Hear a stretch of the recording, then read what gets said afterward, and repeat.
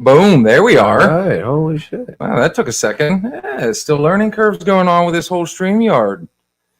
Oh, what's up, guys? I'm Bill, Steve?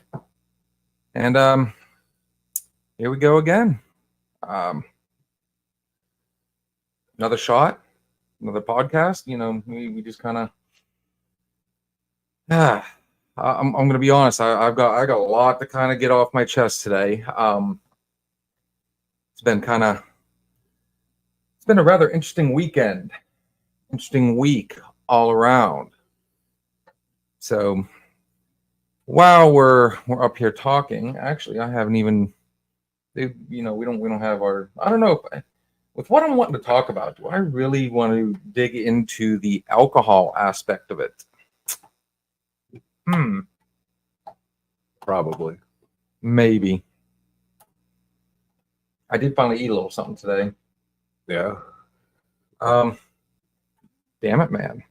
I don't have a drink in front of me. I'm just, man. I'm already spitting in the wind. Already wasted. Not even close. Not even close. Might as well go ahead and at least get this ready.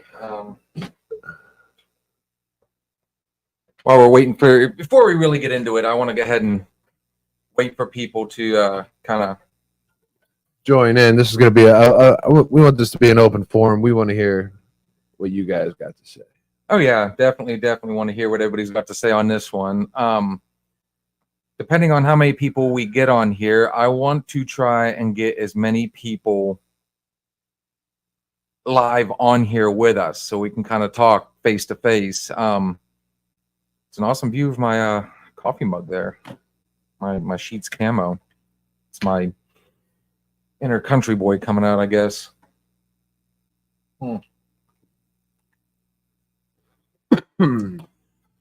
My day, honestly, has been.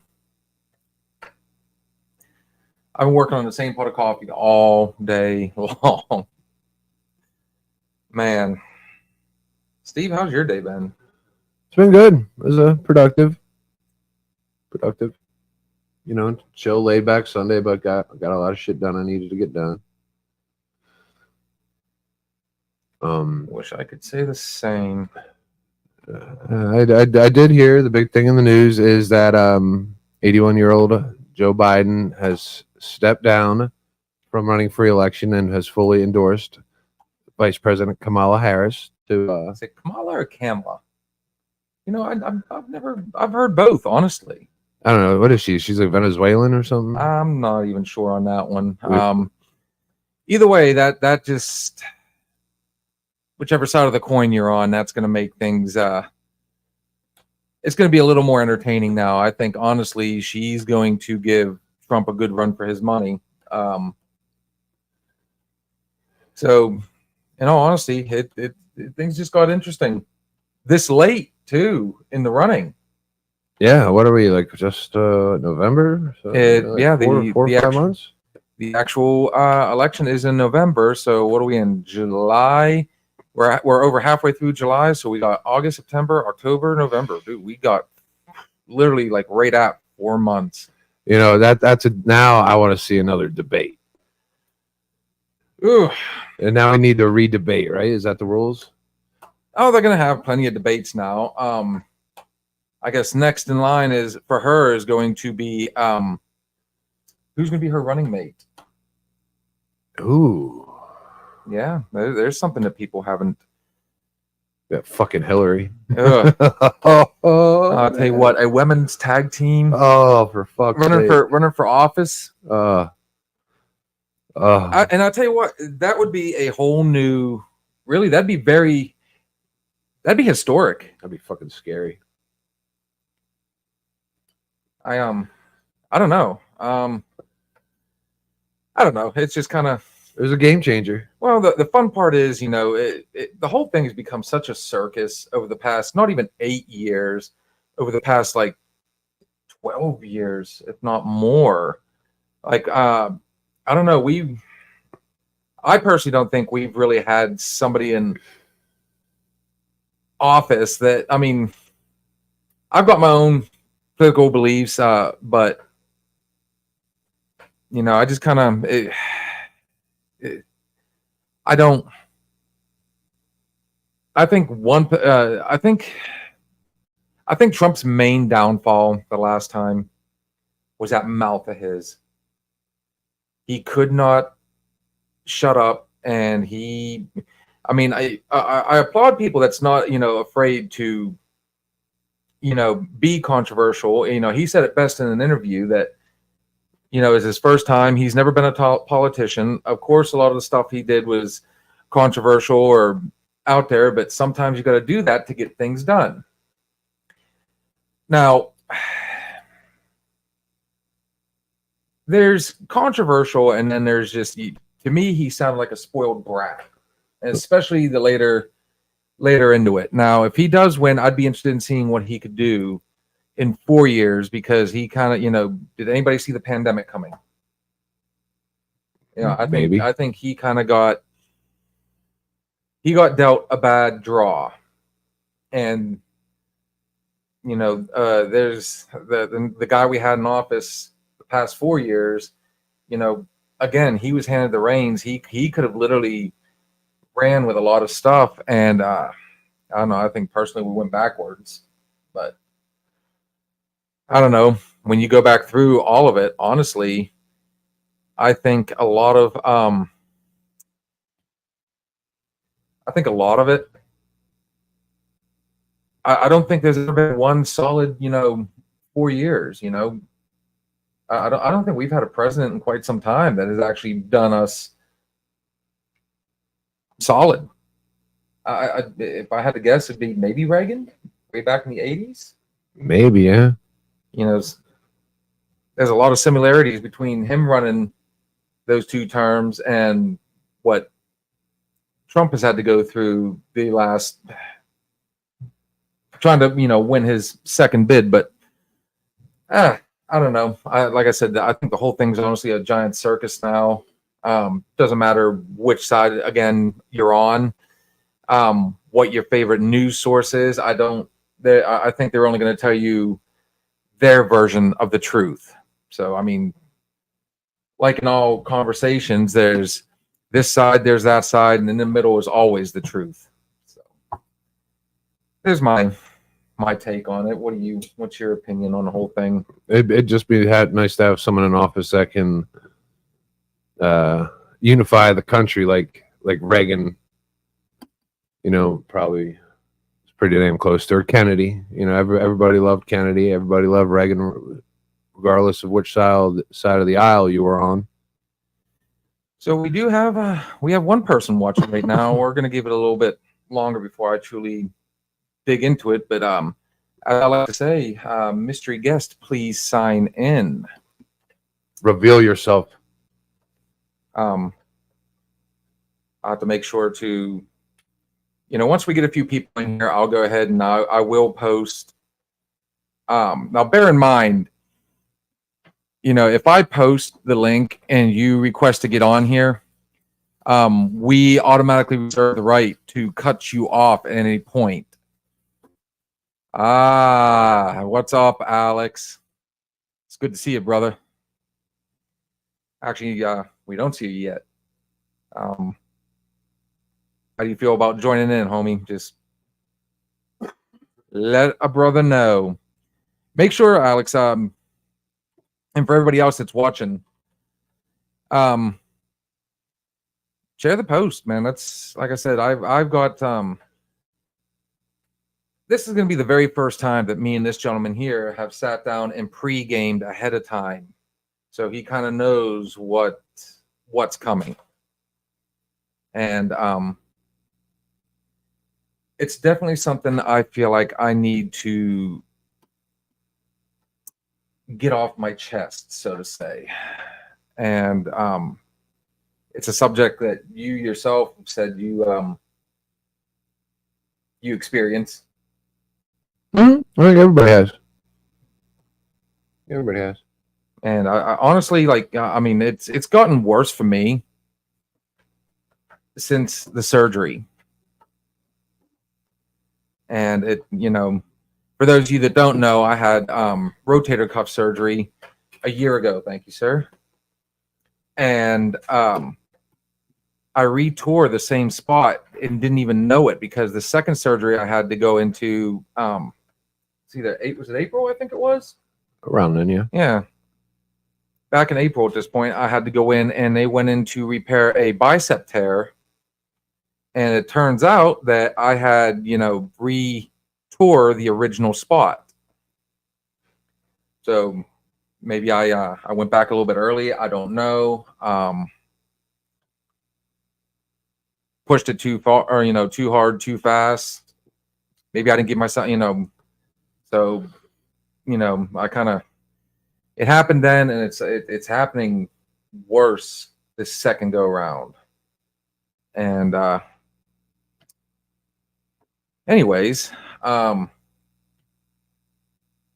being said, like I said before, we really dig into it. Congratulations on your Phillies not getting completely.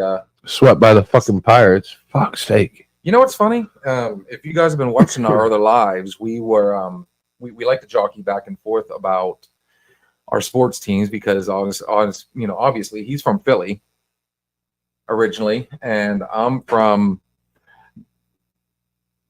not going to say in Pittsburgh, but I was born and raised literally about 30 minutes north of Pittsburgh. Now my dad, on the other hand, was born and raised in Pittsburgh. So I spent a lot of my youth and time again in Pittsburgh. So I'm a Pirates, Steelers, Penguins fan. This gentleman, he likes those teams, but he still stands firm with, and he's actually got one up on us Pittsburghers. You guys have the Flyers, you have the Eagles, you have the Phillies, but then you got, you hit the quad. You guys got the Sixers. Yeah, we got them all, and they're all in the same sports complex. It's pretty fucking cool. Yeah, pretty fucking cool. But it's nice to be a Philly fan. So the joke was about 2 weeks ago we were talking about going to because we had an opportunity. Philly was in the Phillies were in town this weekend. We miscommunicated somehow and was, we had it set up to where last Saturday we thought we were going to the game.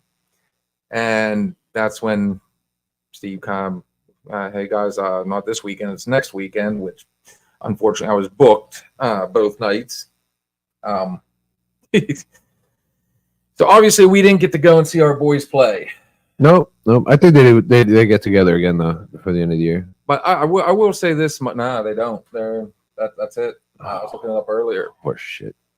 Your guys are actually on their way to Minnesota as we speak. They're getting ready to take on the Twins. Oh, all right. And we have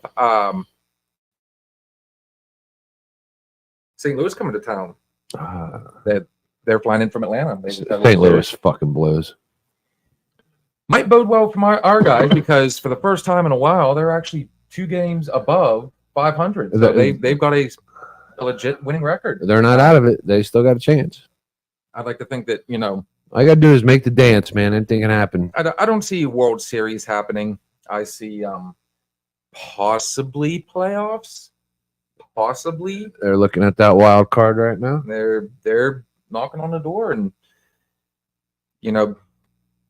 be nice to see that, come back to the Berg. Honestly, maybe we'll get lucky. The Pirates are going to, at least get to the dance. I'd like to think the Steelers are going to do the same thing. Oh, fuck no. Steelers are fucked. And I think, I'll tell you what, you guys might have, I was just reading today, speaking of, that your boys might be getting a little something from us. There's a lot of trade rumors going on of you getting one of the cornerstones of our defense. Who the fuck's that? Cameron Hayward. Oh, please. That would that'd be something. Honestly, that definitely makes for an interesting scenario. And then, like I said, I think the Steelers will make the playoffs this year. You know, or worst case scenario, wild card. And you know, if we can hit the trifecta, then maybe Penguins will break their streak and actually go to the playoffs and actually win a playoff game. So there's that. Alex, how's your day going, brother? How's your weekend been? Shot. Cheers. Get the motor running. Ugh. Oh, for fuck's sake. I'll tell you what. Here's what I'm going to do for Alex. I'm going to. Have you checked YouTube, by the way, to see? That sunk like a rock. Ouch. That was proper. Damn, that sunk. Ooh. Let's chase it with coffee. Fuck. Oh, I should do a little shot in the coffee. Oh. Let's go ahead and shoot Alex an invite. Let's get on YouTube and let's see if there's anybody watching from there. I think if I remember correctly that it's going to show us, you know, if people are watching on YouTube as well. It should show us that we're live, but I better make sure I got this completely turned down or we're going to end up crossing over. We had that happen. No, we just got the one right now. So hopefully here we can get a few more people on here because, like I said, I'm calling on all friends right now. There's 2 people on here. Oh shit! The room grows. Actually, I think the other one's me. Yeah, that would make sense. Yeah, that would make sense. Yeah. No, I had a good talk with someone yesterday, and you know, I played the part of a listener.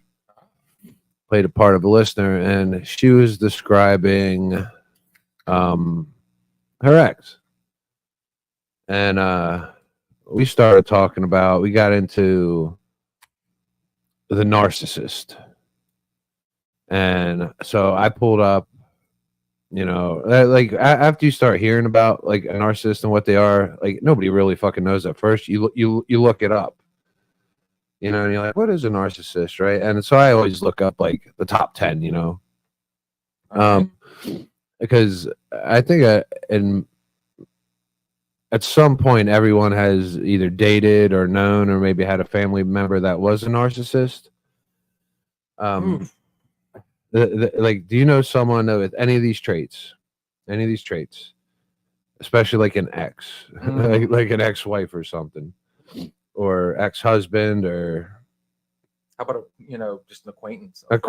Like an uncle, and someone who lacks empathy,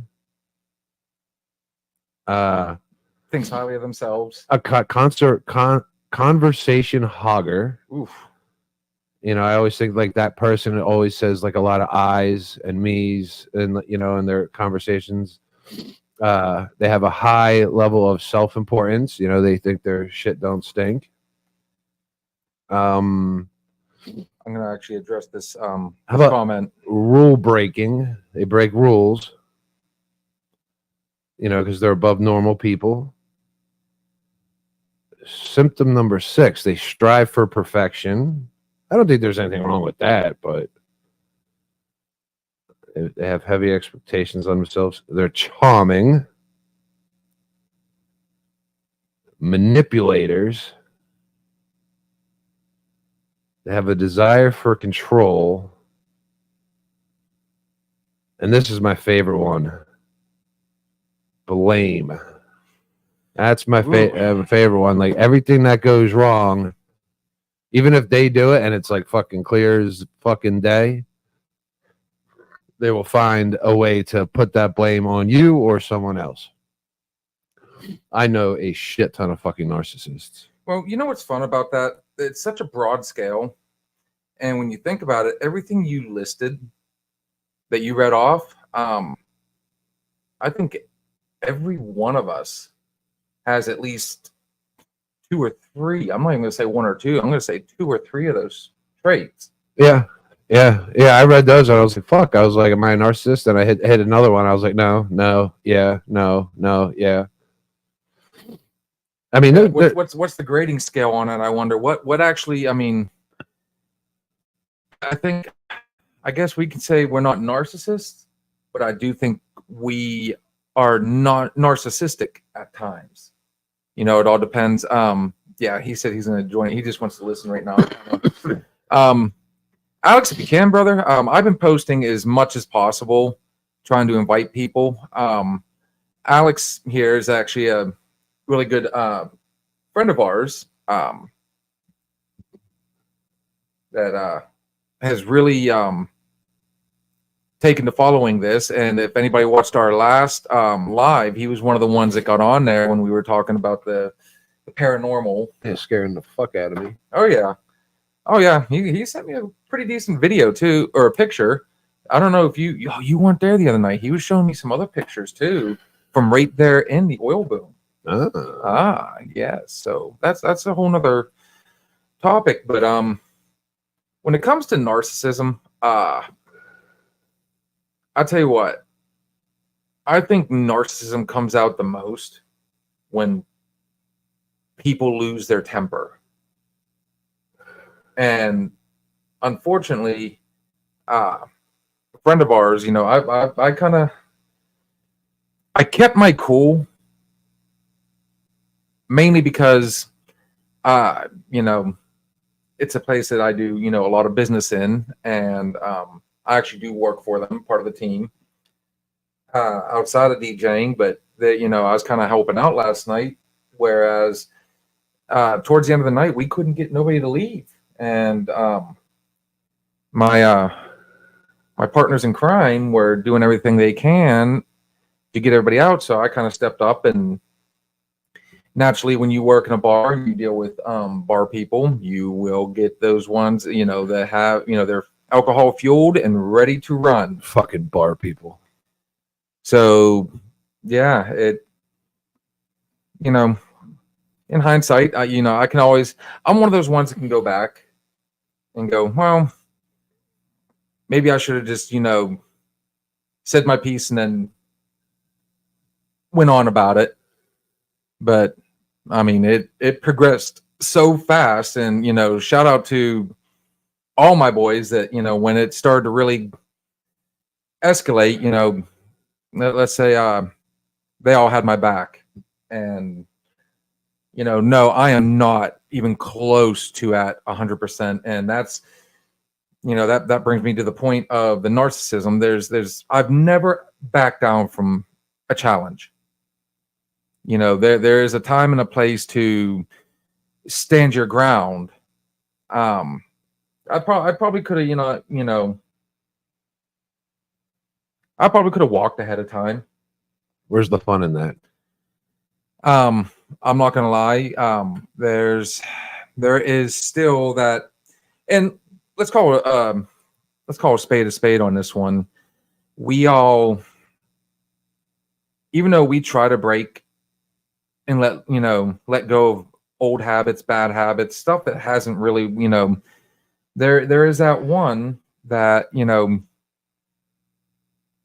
basically when somebody challenges me, I refuse to back down. Now, I've been known to kind of walk away. I mean, it comes to a point where, you know, nothing's really going to happen. Yeah, stop wasting your time. It's arguments with a friend is a big one. I've been known to, and I've actually seen you do the same thing. It's kind of like, you know what, this is not, we don't want this. And again, another strong point, dude, we're 44 years old. At some point we find, you know, might be time to kind of just step back and chill and oh yeah, I let try, cooler but heads prevail. And I try, but I wouldn't mind I still wouldn't mind a scrap. And that's the problem with me. I still, there's a part of me that still wants to, you know, can I still do it? You know, I want that rush again. I want to still, you know, and for me, I still want, I think part of it is I still want to prove to myself that I can still do something. You know, it kind of gives me that rush to think that, you know, I could, you know, I might be old, but I'm not cold. You know what I mean? I'm sure there's a lot of people out there that's going to go, 40 is not old. we're not exactly young anymore either. So at this point, we should be a little wiser, a little smarter, a little you know, try and go about like, I mean, our podcast, dude. I mean, we've been having a blast doing this. You know, I like, you know, we're getting more and more people on here. Where, you know, I like seeing people smile. I like making people happy. I really I like seeing others win, you know, and that kind of goes back to the whole, you know, in other words, I don't know, I think at this point we're two, well, if I click off there, we'll be down to one.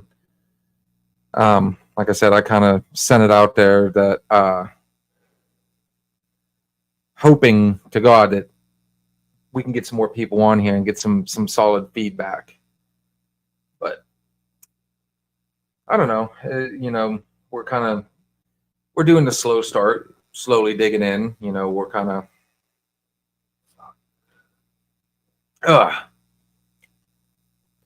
I'm gonna try my best not to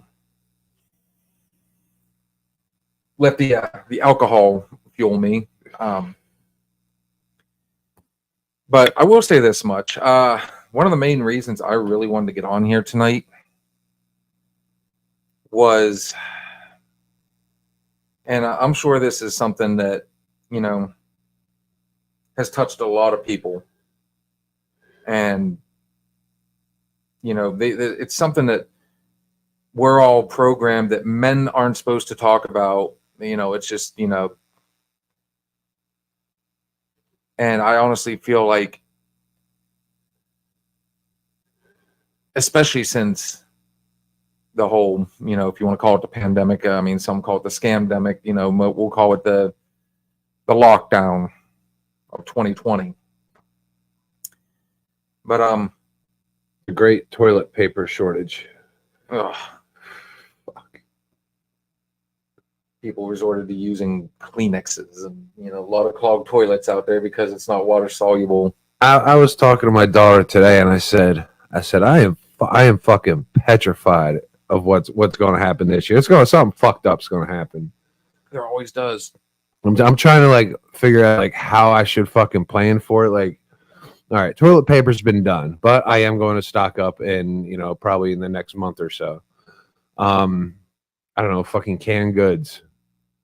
Probably a little bit of ammo won't fucking hurt. What else, man? Something fucked up's gonna happen. You're doing a doomsday prep, it sounds like. I'm thinking about it, man. I'm almost like contemplating building a fucking bunker. I mean, fortunately, we're in Grove City. If I lived in like a metro area, I'd be worried because you remember they were fucking. No wait, why did they burn police cars? It was the George Floyd thing, right? There was multiple reasons for the riots and everything to happen. It was like all at the same time. Shit just hit the fan. Oh, there's been so many controversial, you know, and it's like pandemic's not working. All right, let's find something else. There's George Floyd. Here's something else. You know, like, remember there was Trayvon Martin before that. I mean, man, I tell you what, the boys in blue really they definitely we're gonna have some kind of fucking controversy. They took their beating. Luckily, a lot of that is kind of, you know, kind of laid off a little bit. And yeah, you are right. I agree with that 100%. There's always, but that's just, you know, like we brought up before, people love controversy. They love drama, you know. And you know, even though I'm sitting here saying I love seeing people win, I'd say the majority of the people out there like seeing bad things happen because, you know, it makes them feel better about themselves. Going, well, that's not me. Oh yeah, yeah. You know, it gives them, you know, like just seeing someone fucking pulled over. I'm like, man. Sucks for that guy, you know what I mean? But yeah. Oh, I don't think there's a person out there that likes being pulled over. I mean, anytime you see those lights in your rearview mirror, it just like your heart sinks. And it just kind of, I don't know. You know, I've had my run-ins with them. Luckily, nothing's ever been really. I mean, there was one time, but that was many, many, many, many years ago. A group of them thought they were going to try and this is before, like, you know, everybody wanting to pull out their damn cell phone and instigate and, you know, try and make sure that, you know, what's funny is on these videos, you know, you always see like cops getting owned, Karens getting owned, you know, protester getting owned. You know, anytime you see getting owned, it's real easy to post. You never see, you know, you see more getting owned than owning. Does that make sense? Yeah. And it's just, it goes back to the whole, you know, everybody, they love drama, they love controversy, they love, you know, which again brings it back up. You know what, in your opinion, why do you think people like to see, why do you think people, better way to put it, they don't like to see it, I think, why do you think people are so entertained seeing other people, for lack of a better way to put it, lose, you know? Because it reminds them that they're not losing. Yeah, you know, I mean, nobody's perfect. You know, even the richest people are probably sitting in their fucking den with a shotgun in their mouth because they fucked up. You know what I mean? Like your best sports players, they fuck up. It's good to know that you're not alone. Maybe, you know, kind of like the purpose of this open forum. We all do dumb shit that we fucking regret. Regret. I fucking hate fucking regret. I absolutely hate it. It's like the one thing that will eat you fucking alive. It's, you know, it's like especially those things where you tell yourself while you're doing it, this is a fucking horrible idea. In the back of your head, you got that little voice. You still fucking do it, and after it's done, and you know you suffer the consequences. You sit there and you're like, I fucking knew it. Like as I fucking did it. That's fucking regret, man. Regret is something that won't go away. Won't go away. I think on top of regret, there's a lot of shame. Shame's that comes a bitch. with it. Shame's a bitch. Why did I do that? Why did I, you know, man, what, you know, I went out and got drunk and acted like an idiot. Well, you know, and, you know, now everybody saw me acting like an idiot, and, you know, you're ashamed of what you've done, and, you know, you start to beat yourself up. Then comes the regret. Why did I, you know, it's a lot easier to call someone else a dumbass than admit that you are. It just fucking is. It's like, man, I'm a fucking idiot. But then you also,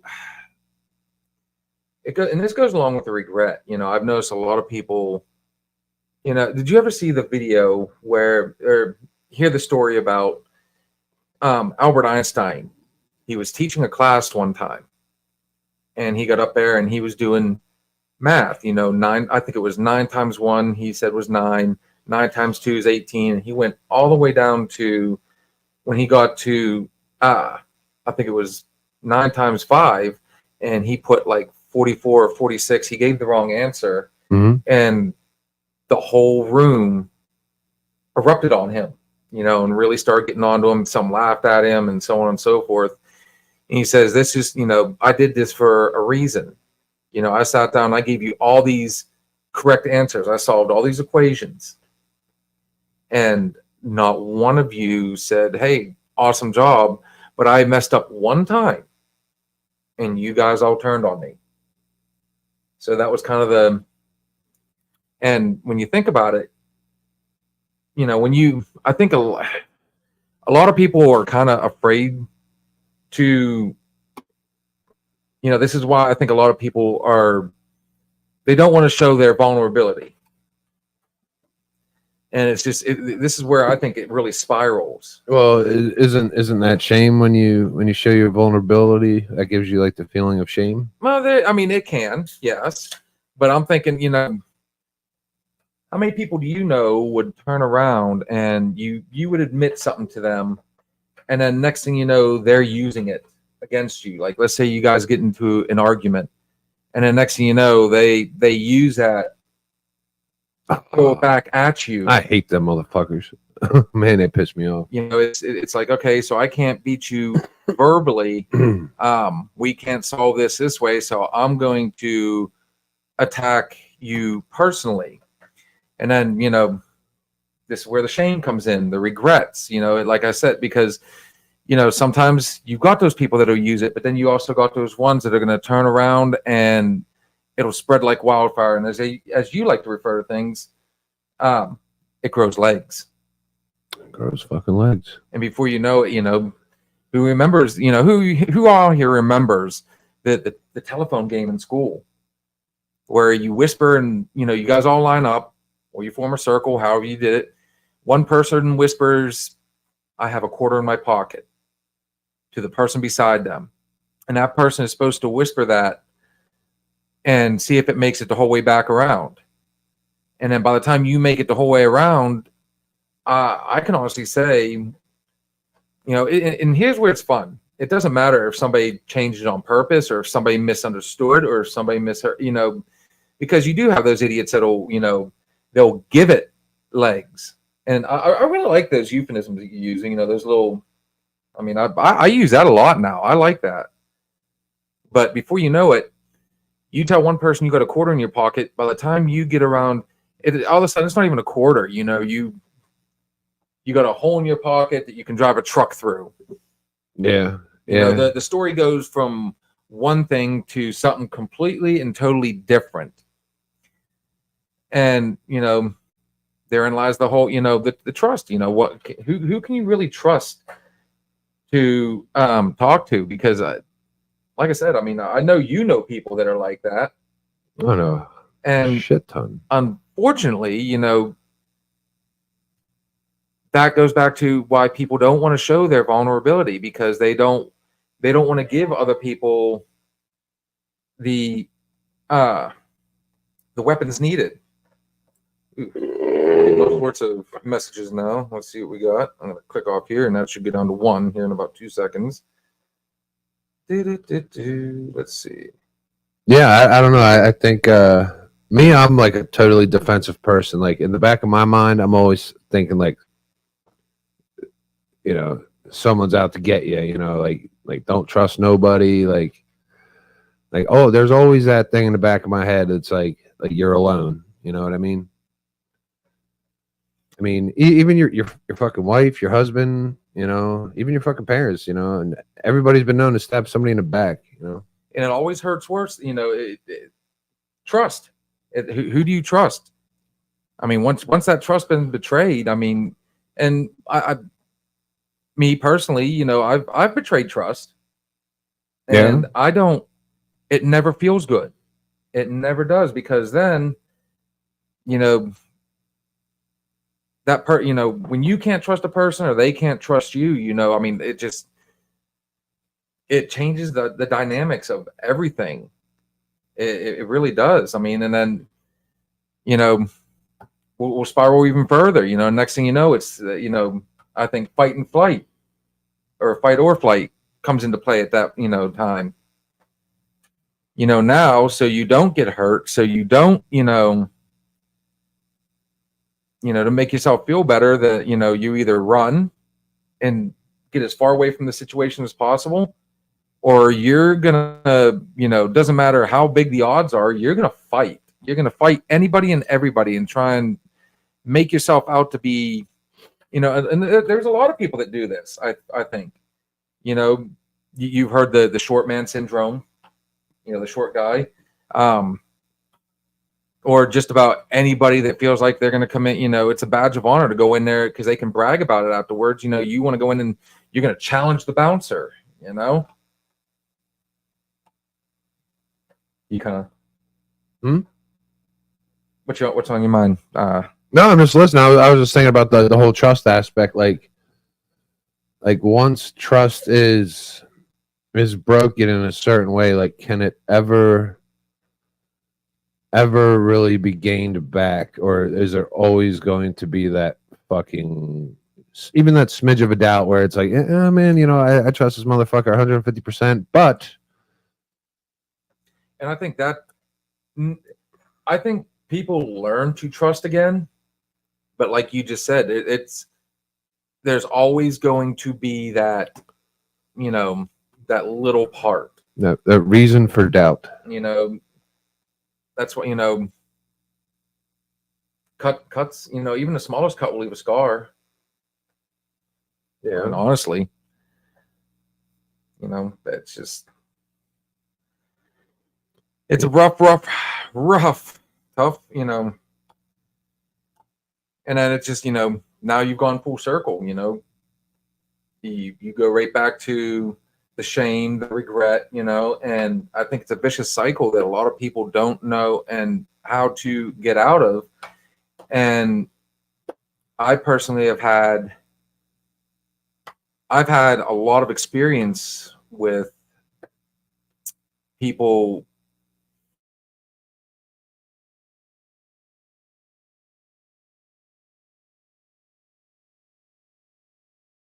who, that was interesting. I coughed.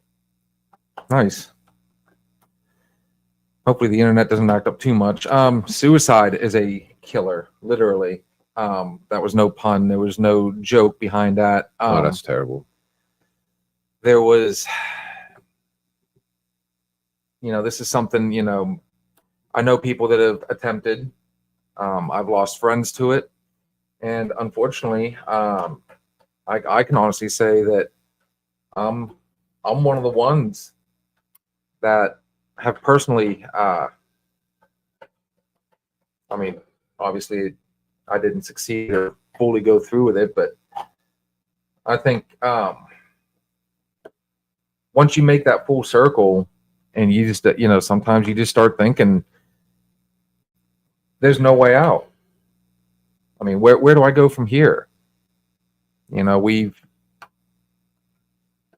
for me, my outlet has always, you know, well, for the past 3 years has been DJing.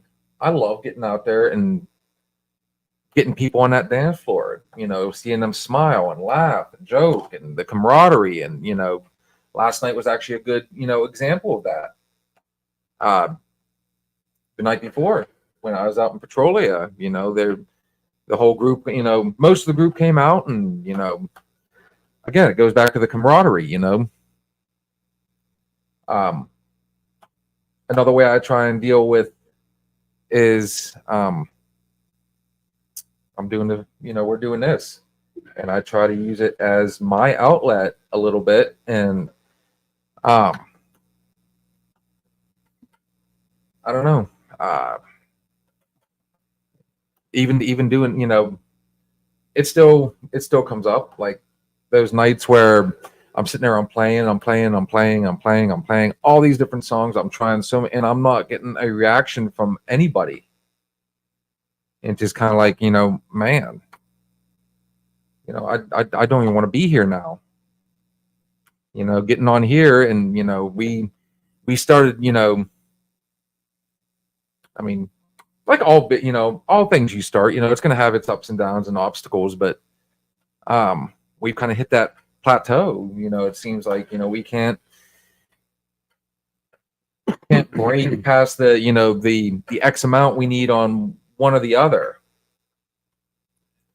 You know, and then I start, you know, there's been times where I've doubted it, you know, and, you know, I go back and I look at, you know, past videos and stuff, which ones did the best. And okay, well,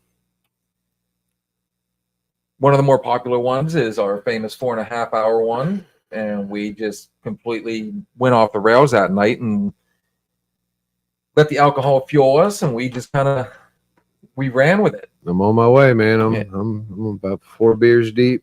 I'm getting there. And people, you know, people like seeing other people act, you know, I've gone back and watched. There's a little bit of we did act like a couple idiots at times, and Oh, good. Can't be serious all the time, or you'll be fucking miserable. oh no, I agree 100%. But like I said, it's just kind of do I want to go back? And well, we had to, and we're down to one. I don't even know if Alex is. I'm assuming he's still on here. Let's see if it. List of viewers. I hate the it shows. I mean, we'll get there, but if you guys have had, this is what I was really hoping to kind of do, and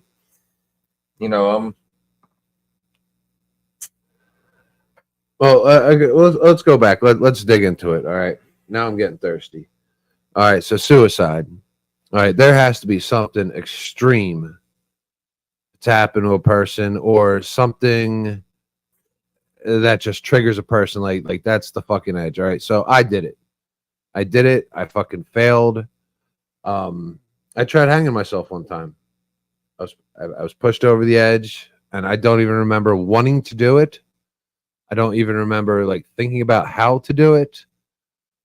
But I woke up in a hospital 3 days fucking later. 3 days later. If someone hadn't found me, I wouldn't be here drinking beers today, and that would have sucked. So I woke up in an ICU. Well, what woke me up was a nurse pouring a catheter out of my fucking bird. So not only like last thing I remember, I was somewhere else. Now I remember, yeah, that woke me to fuck up. Like, who are you? Thank God she was cute. But then you go through the ICU shit. Then you go ahead and you got a recovery period, and I had my kids came through. I had 2 young kids at the time, and they came through, and it just totally reminded me why I made a bad decision. And then after that, you get, I think it's called 302'd. You automatically have to go to like some inpatient treatment and shit like that. And that sucks. Like I was already cured. I saw my kids. I was like, oh my God, never a fucking get do I want to leave this fucking earth. I was already cured, but then you have to sit through that fucking treatment. Like suicide isn't the way to go, because there's always alternatives. And shit always gets better. I mean, it gets worse before it gets better, but it will get fucking better. Like suicide's not a fucking option for anyone.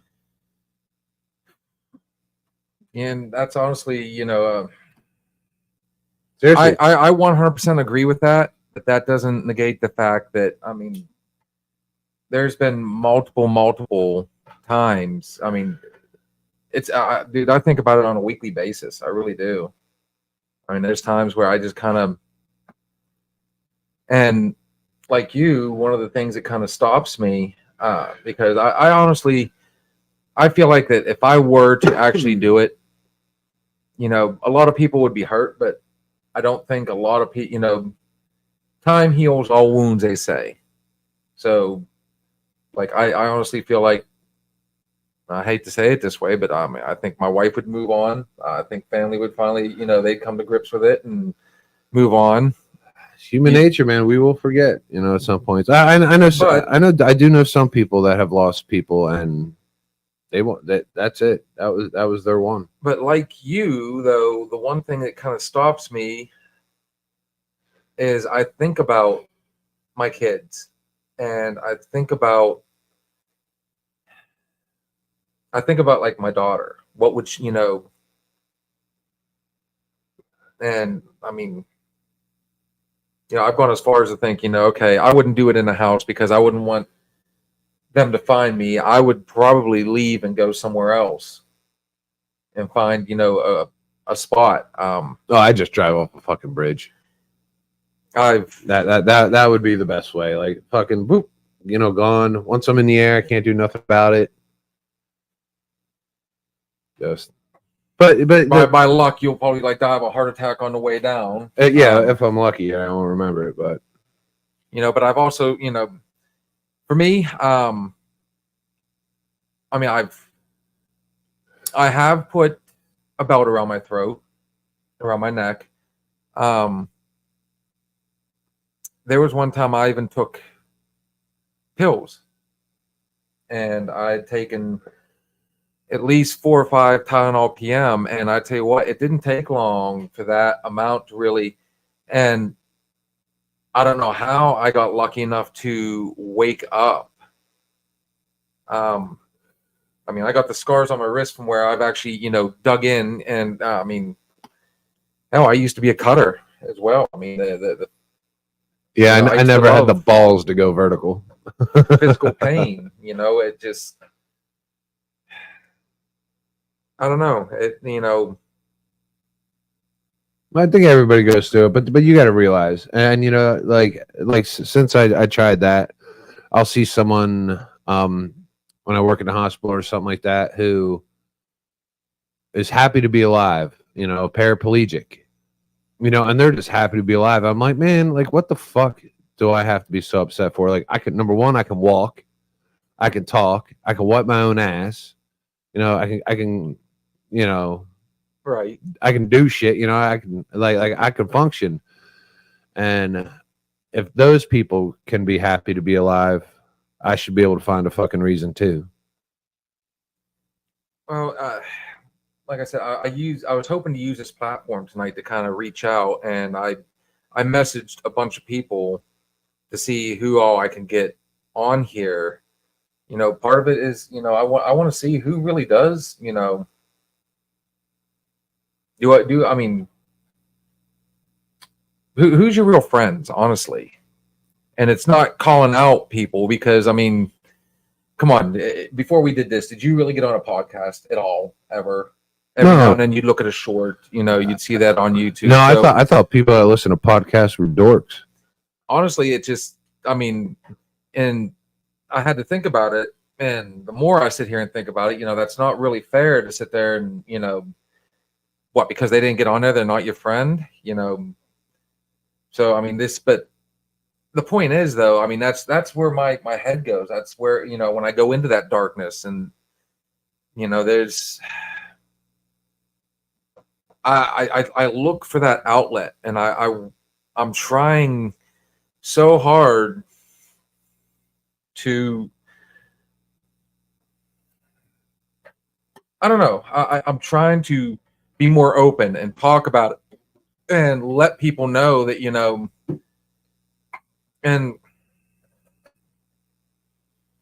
because, like I said, I mean, there's, it's not the first time I've tried. I try to be as much of an open book as possible. Now, as you and I were talking about earlier, there's always that, there's certain things you do kind of have to, there's certain demons that you need to kind of deal with on your own, and,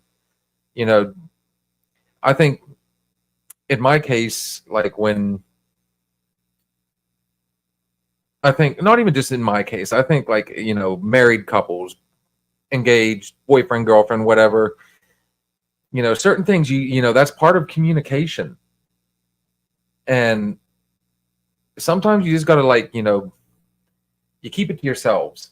You talk about it and try and figure it out, because then you're, when you start branching out, to other people and start looking for that, sometimes it goes from, okay, I'm looking for advice, to I'm looking for those people to back me. I want to be right.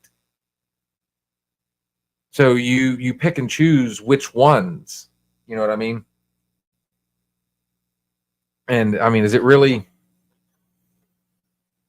are you really doing either yourselves any good by bringing as many people into your, business, as some people do? I keep my personal business tight. Like I like to keep it to me, and like a need to know basis. You know what I mean? I mean, I'm a private fucking person. I spend a lot of fucking time alone. That's just me. I can't say I like it. It does get lonely, but there's a lot less fucking bullshit you deal with. I try, and I can attest to you not, outside of doing this, I mean, there's been quite a few times like, hey man, you just want to hang out, I'll swing by. And,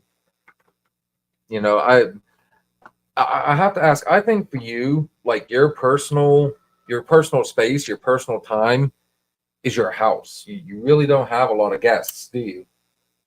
I think that's your time to kind of, that's where you go to kind of sit back and reflect, rewind, reset. I have like 30 fucking cats. I have a constant guest house. I'm a guest in my own house. Well, you're two less now because they're in my house. Yeah. Oh, I got more on the way too. Fantastic.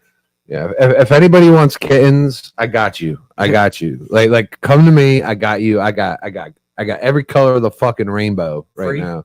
Free. Free. Here, I'll give you food. I know. I'm about to start paying people to take these fucking cats. Holy fuck. Yeah. It's, oh my God. I don't know what I've got to do. I don't know what the fuck I'm gonna do. I'm overrun by fucking pussy. Oh, Alex has jumped onto a different account. All right, cool. Alex Steele, that's his porn name. He signed on with his OnlyFans.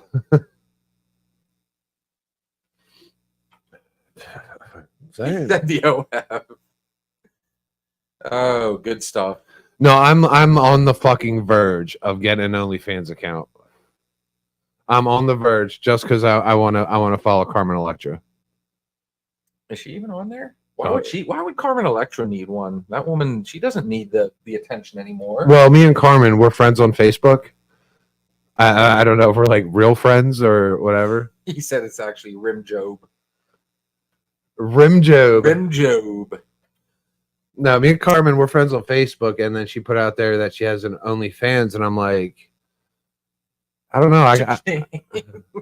I kind of get jealous when other guys look at Carmen Electra. I'm like, what? Don't be looking at my girlfriend since I was 15. Would you be so kind as to, oh, you're talking. Me and Carmen Electra have been together since I was 15. I know it. She knows it. Dennis Rodman fucking knows it. Like, oh man, she looks fucking great. She looks fucking great.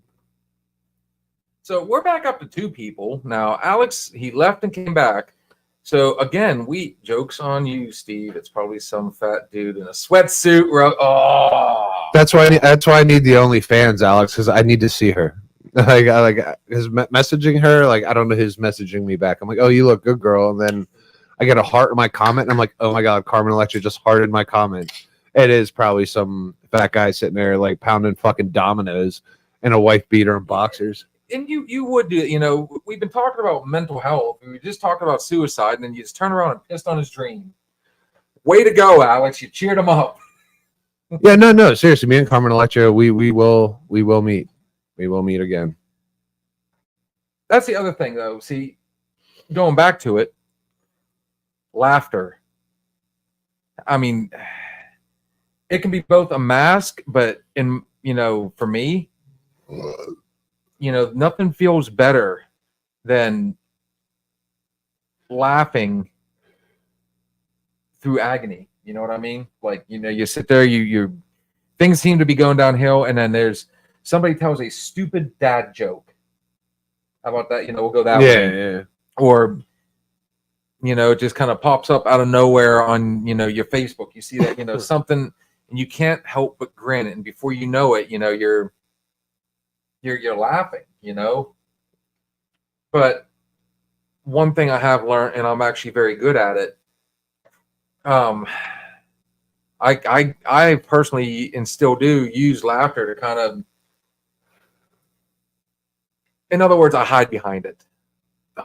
See, I can't do it. Like if something's on my mind, like I can't fucking laugh unless it's something good. But it's those good laughs. Like I go to my kid. My kids, that they can fucking do it. I don't know how the fuck they do it, but they're the ones that make you laugh so hard you fucking cry. Dude, honestly, they do the dumbest, funniest fucking shit. Oh my God. I love both my kids equally, but I tell you what, there is one that no matter how mad I am, that little girl can figure out a way to make daddy smile. Oh, a daughter. Oh my gosh.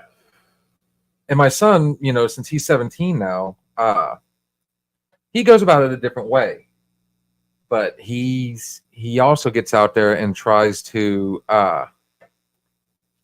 he's been known to step up. You know, my son is not like, you know, he's at that awkward age right now where, you know, hugging and blah blah blah, and you know, Oh, I hug you the know, shit out of my kids. Oh man. but he'll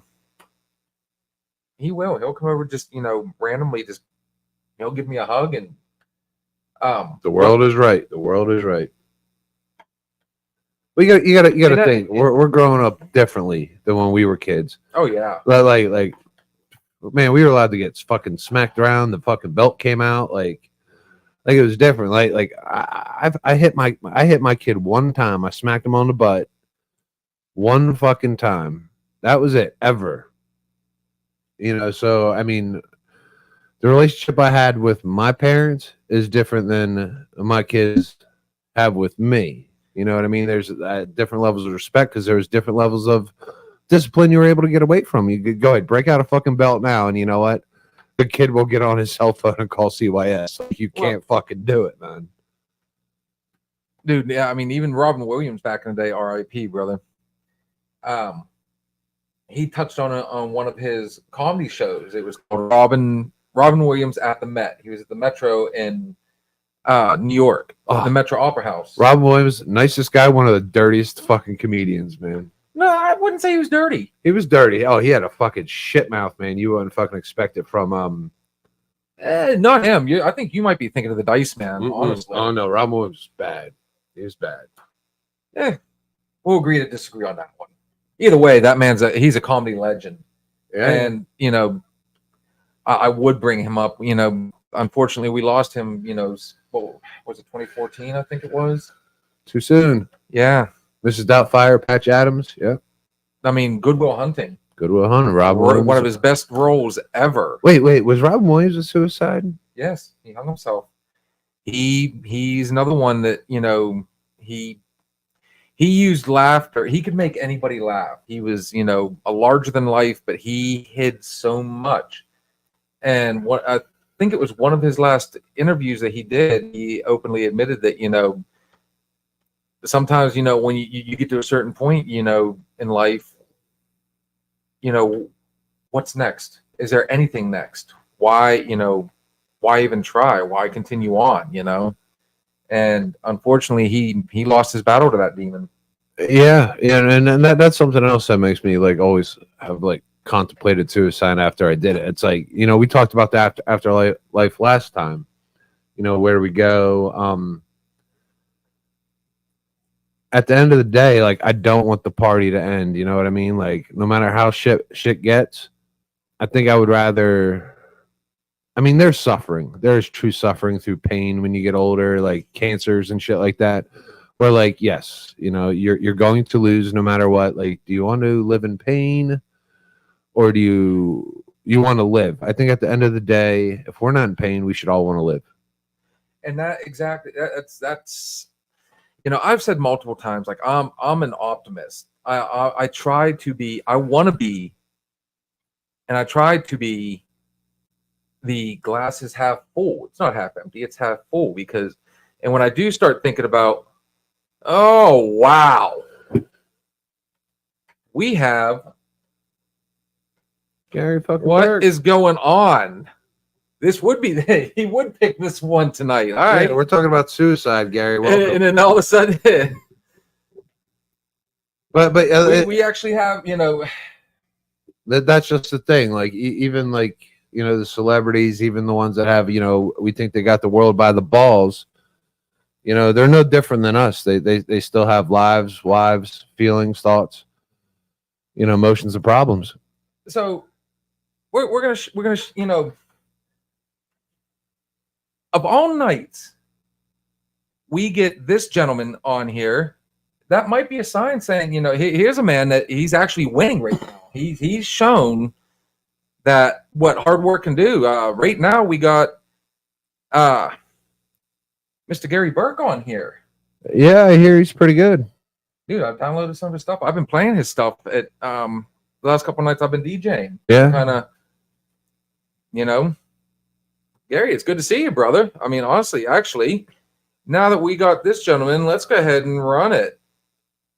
I'm going to do, where is it? Let's go with Gary Burke. You got any shows coming up in there? We're from Grove City. Petrolia is kind of a hike for us, but you got anything like rolling up Grove City? I think one of the things he does is, What about fairs? Is fair season over? Or fair season's over. Upcoming is the Butler Farm Show. yeah, good fucking luck with that one. You Well, know? I just looked it up yesterday, and where's my paste? Let's go ahead and we're going to throw this out here for everybody. Since we got a few people on here, I've actually just went ahead and posted the link. Let's get some face-to-face time on here with everybody. Yeah, bring it, bitches. Oh yeah, the Butler Regatta. Oh, that's Marine State Park. Marine State Park. All right, yeah, we'll be there. We'll be there. Definitely be there. And if we can never get the people, we'll do. Well, we can do it through this. I guess we can do a live and We'll hit the regatta, then we'll go over and we'll hit the McConnell's Mills. yeah, we'll literally go right from McConnell's Mill or from Marine. I think the regatta is going to be at South Shore, if I'm not mistaken. Yeah, South Shore. Yeah, And yeah, it's a short jump. But then again, there's also the famous Snyder Cemetery, which I know somebody else on here knows very well. Yeah, if you guys if you're interested and you got the time, brother, I just posted the link. All you gotta do is click on it, and let's get on here and let's talk. Let's take the negative now. Let's go positive with it. yeah. I'm actually stoked that he's on here. Dude. Where can I where can I listen to Gary Burke at? Spotify. Spotify is on Spotify. He's on Spotify. Okay. You could pull it up on YouTube. Pull up, I think he's got a couple music video. And if I'm not mistaken, anybody that's following this gentleman on Snapchat, he has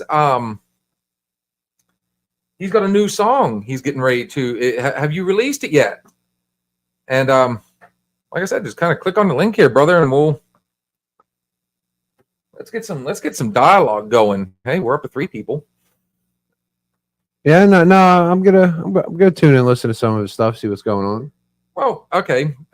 Speaking of winning, remember the other weekend when we were down at the Boone, and you just could not lose on those machines, and you were trying at times.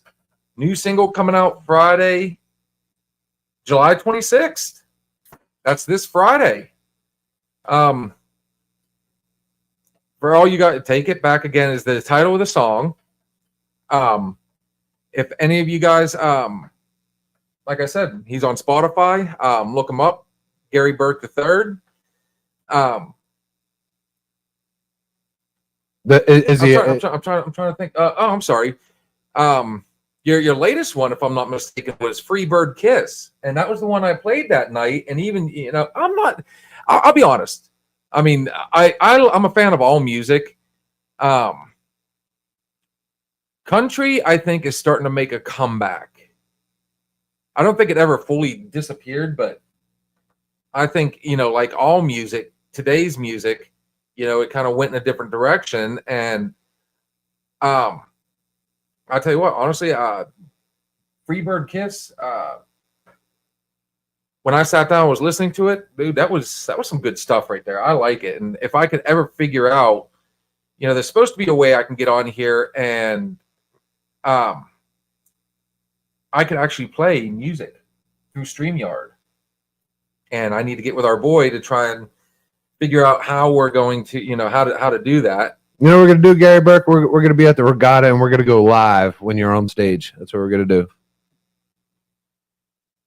I'll tell you what, honestly, I'd like to see if he'd be willing to, when he drops the new single, of course, that's a Friday. If I look at my schedule, man, wouldn't that be great if he would drop the single on here?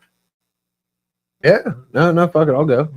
Well, no, because the regatta's during the day. The regatta's held during the day. Oh, wow. What a coincidence. The 26th, this Friday.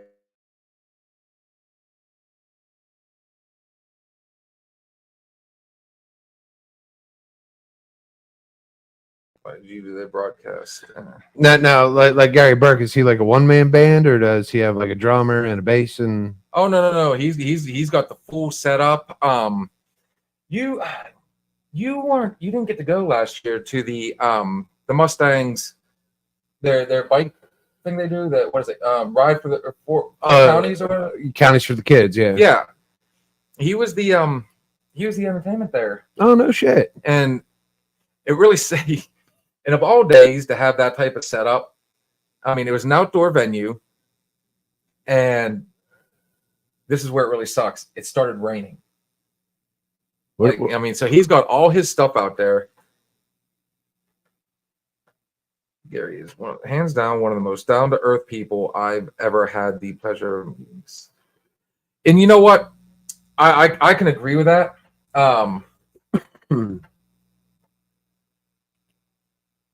Our first meeting, given all the circumstances that day, was not an awesome one. And honestly, just kind of like how we say, we're two friends sitting down at the bar, having a drink, just, conversing. We bumped into each other again. And since that time, I mean, we actually got to really, we got to talk, we got to know each other, and he was also, he was an absolute really cool dude, but he's got a full band set up. I mean, he's going places. If I'm not mistaken, he just got back from Nashville. Actually, he just, Okay. I think starting in May, he did a tour. Dude, he was all the way down in Texas. He's gone all the way to, he was in Kentucky, Texas. And it was funny because I'm one of the ones that follows him on Snap, and he was in a small town that is literally 25 minutes from where I lived when I was living in Tennessee. Okay. So, yeah, and here's why I love hearing people win. Here's a dude that he lives in, it's either Petrolia or Brady. Like, you wouldn't expect somebody. True yokel. Yeah. And he's going places. I'm telling you right now. Good. It's a really small town, but man, like I said, Chicora. All right. Still a small town, but I mean, again, these are places you don't, when you got an up and comer, you expect them to, be from like Nashville or like Pittsburgh or a city area. This dude has really. No, when you see someone from your area fucking thrive, man, that does you proud, man. Yeah. Just because you're on the map doesn't mean you're not taking us with you, man. We're proud of you. Proud of you, man. Oh. Keep up the good work, man. I'm gonna listen to a little bit more Gary Burke before I go to bed. If I can figure out now, if I'm not mistaken, we'll toy with this a little bit afterwards. I don't want to make it a super late night tonight, but by the way, I think it's we've hit that hour mark. So hey, thank you. Honestly, yeah, I'm glad you came on, brother. I mean, I'll be there, Gary Burke. There'll be a 6'9" guy in the crowd, man, with nobody you won't be able to miss him. Nobody standing behind him, man. I go to concerts, it's the worst because even if I'm in the front row, there is a void of emptiness behind me because I block everyone. But I'll be there, Gary Burke. I'll be the tallest person in the crowd, man. We'll see you at the regatta. So, do you have man, dude? If you can, like I said, man, just go ahead and click that link that I posted in the comments, and it'd be. You like that one better? You got smaller. There's some. Let's get a little bit of an interview. Let's let the people out there see, and or we need to go ahead and just actually sit down and schedule a full-time or a full interview show, and we could be better set up for the. Cheers, brother. Oh, that went down better. Oof. But yeah, so I mean, I can legit say, let's tell you something. I didn't know Gary before all his This guy at a show in Brady one night.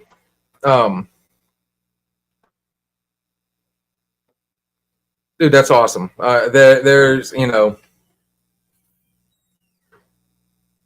that sounds perfect.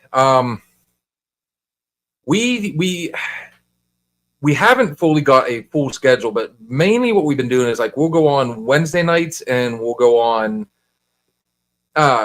Sunday nights. We went on last Saturday because I finally had an opening during the weekend.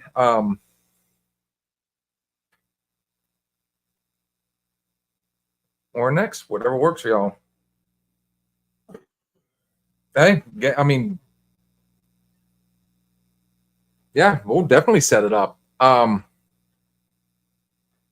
Sit down and hopefully, and that's another good thing about if we can sit down and figure it out, maybe I can go ahead and, figure it out, how to, we can play his songs.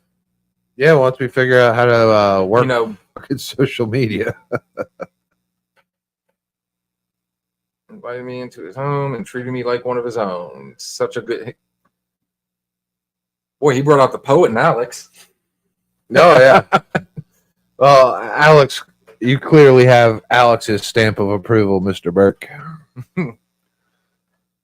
Not just his. I've actually, since I started playing it, like when I played Freebird's Kiss last night at the Mustang, and I actually had people come over wanting to know who that was. So, I mean, dude, we've been trying to promote and push, and yeah, I'm interested, man. I'm interested.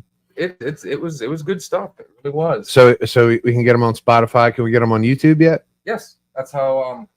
What about videos? Does Gary Burke have music videos? He does. Really? He does. Oh shit.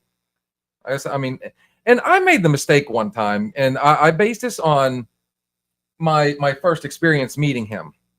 Like I said, it was at the Mustang. And I made the error of going around telling everybody that he was more of a kind of a cover guy. He was a cover band. I didn't think, and this is before I knew him. I knew certain things, but yeah, he's way, he's way further than he's not a cover band by no means. This man, he's the legit real deal. And I look forward to seeing what this man's going to put out in the near future. Yeah, I mean, we haven't had anything local really blow up since like the Clarks. Oh yeah, this man. I tell you what, you need to come out and do the whole Butler Fair. Since the Clarks no longer do the Butler Fair. I see the Clarks. My daughter loved the Clarks. I love the Clarks. That's another, another local. We love a good hometown hero, man. But damn it, I forgot. Here's what I think we need to ask. Since he's on here, maybe we should have him do. We'll hire him to do our title, our opening. Song for our show. Yeah, no, we'll get him on here for an interview, and he can give us a little solo. Then I'll hear some Gary Burke. See, there you go.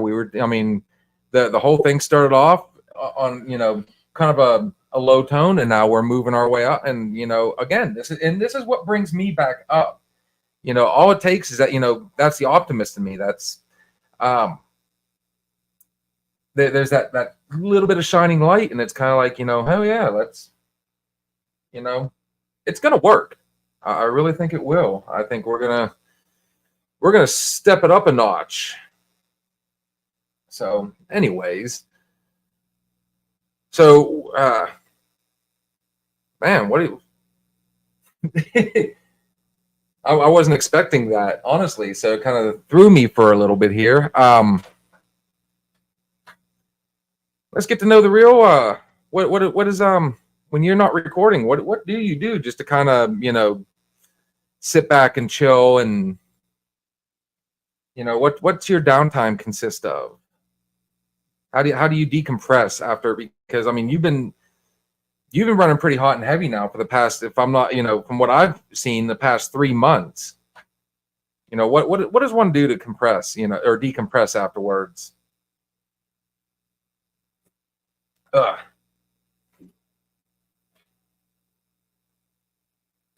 He'll get there. You know, because I think back to, I was in the fish, hang out with the kids, go riding, camping, outdoors. Right on. See, I mean, again, you know, Okay. just take full advantage. You know, he hang out with the kids. You know what my kids really, Connor loves mini golf.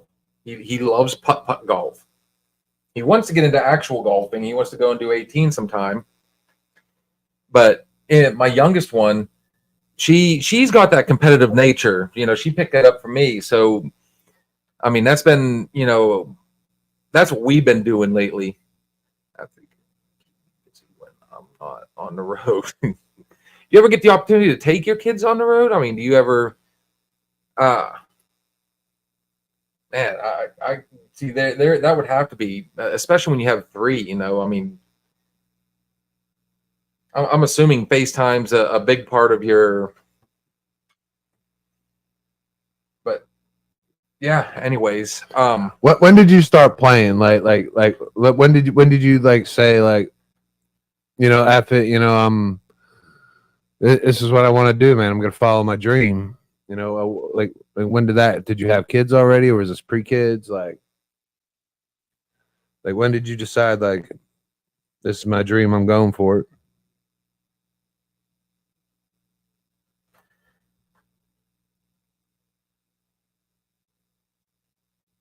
good question. Yeah, We're interviewing him without interviewing him. Yeah, We're no, back no. him on here to kind of support us, and all of a sudden we're just like, you know, we're running it. Yeah, no. Or we save all these questions for an interview, man. I come up with a list. Since he was 9. Okay. What did you do before you were, you know, you started hitting the road and, you know, you were started finding your success? I'd say at 9, he was probably, you know, I started professionally touring within the last 3-4 years, and already. All right, so you're doing other shit before then, and then and you just went full blown, you know, going for the country star.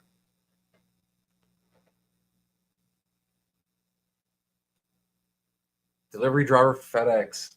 Everybody, you know, jamming all the way. man, people don't realize that, like, a lot of these guys, they started, like, I mean, humble beginnings, you know, some pizza delivery guys, Hey, man. working in a grocery store, and kind of just, I'm assuming, and said I was going to chase my dream. Perfect. Yeah. And again, like I said, I personally like seeing people win.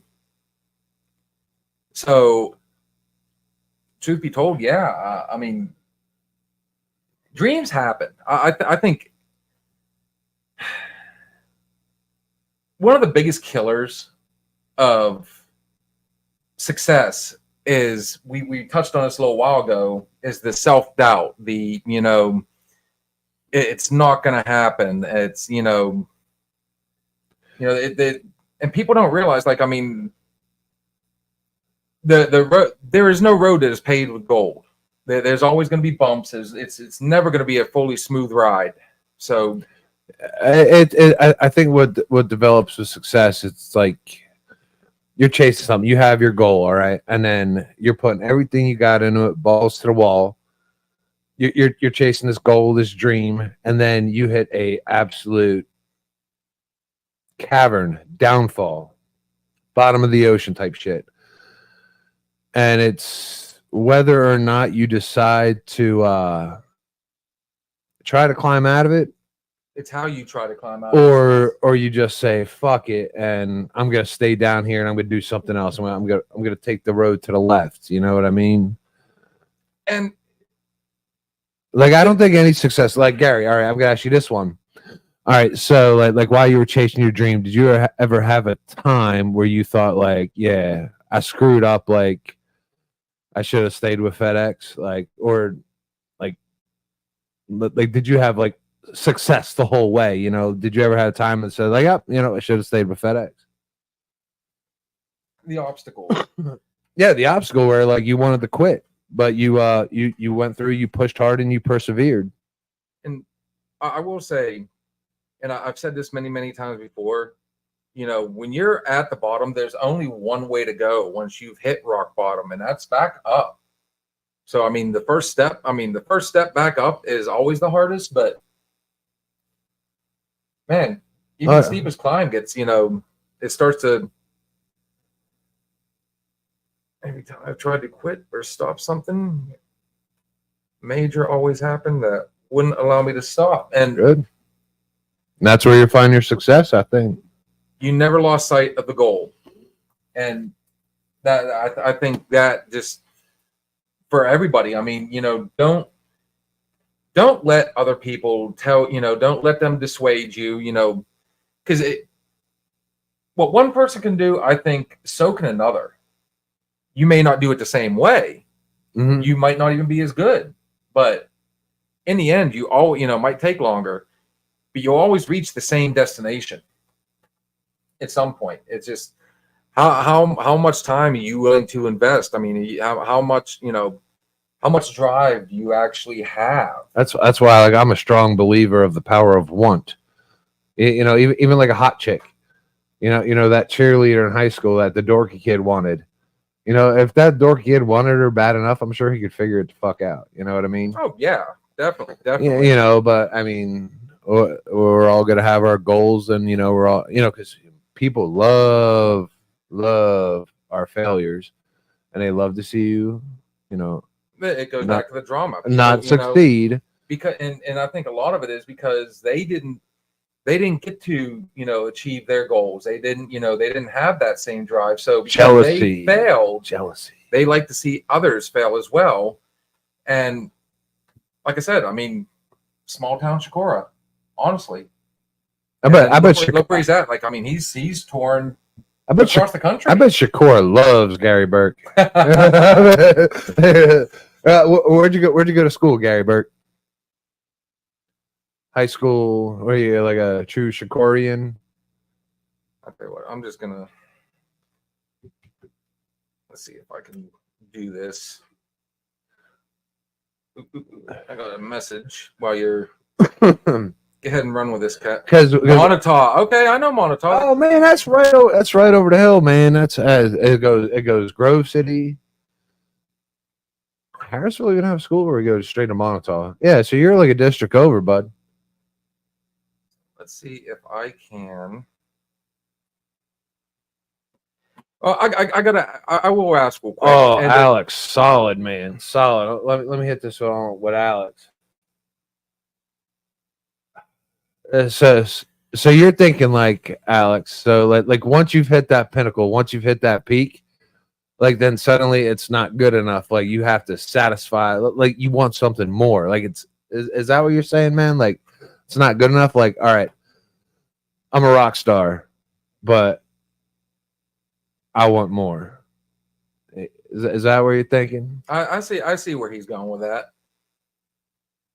In other words, I think what he's trying to say is once you reach that destination, it wasn't what you envisioned. You know, something. Okay. I mean, that even happens in the sports world. You know, you get in there and, you know, you realize that, you know, I tell you what, a good way, you know, a lot of wrestlers falter out, you know, whether it be WWE, AEW, you know, whatever promotions out there, you know, they get in there and they realize, I mean, it's not all, you know, glamour. There's a lot of work. You're on the road a lot, you know, and, you know, you got to make sure, because you can't just, you know, like, for instance, when it comes to an artist, you know, you get out there and, you know, you get this big hit and, you know, you're enjoying the fame, the fortune that comes with it and everything. And then you lose sight. And then, you know, now you got to continue on. Now you got to, you know, try and match that next, you know, the original success, in other words. Right. So, I mean, I can understand and see why how easy it is for people to kind of, they get there, but then they realize, it's easy to get there, I guess you can say. It's staying there that's the real work. All right. So then we got Gary Burke on here, right? So he's having a success, and ultimately, we all want to be at the top. We all want to be.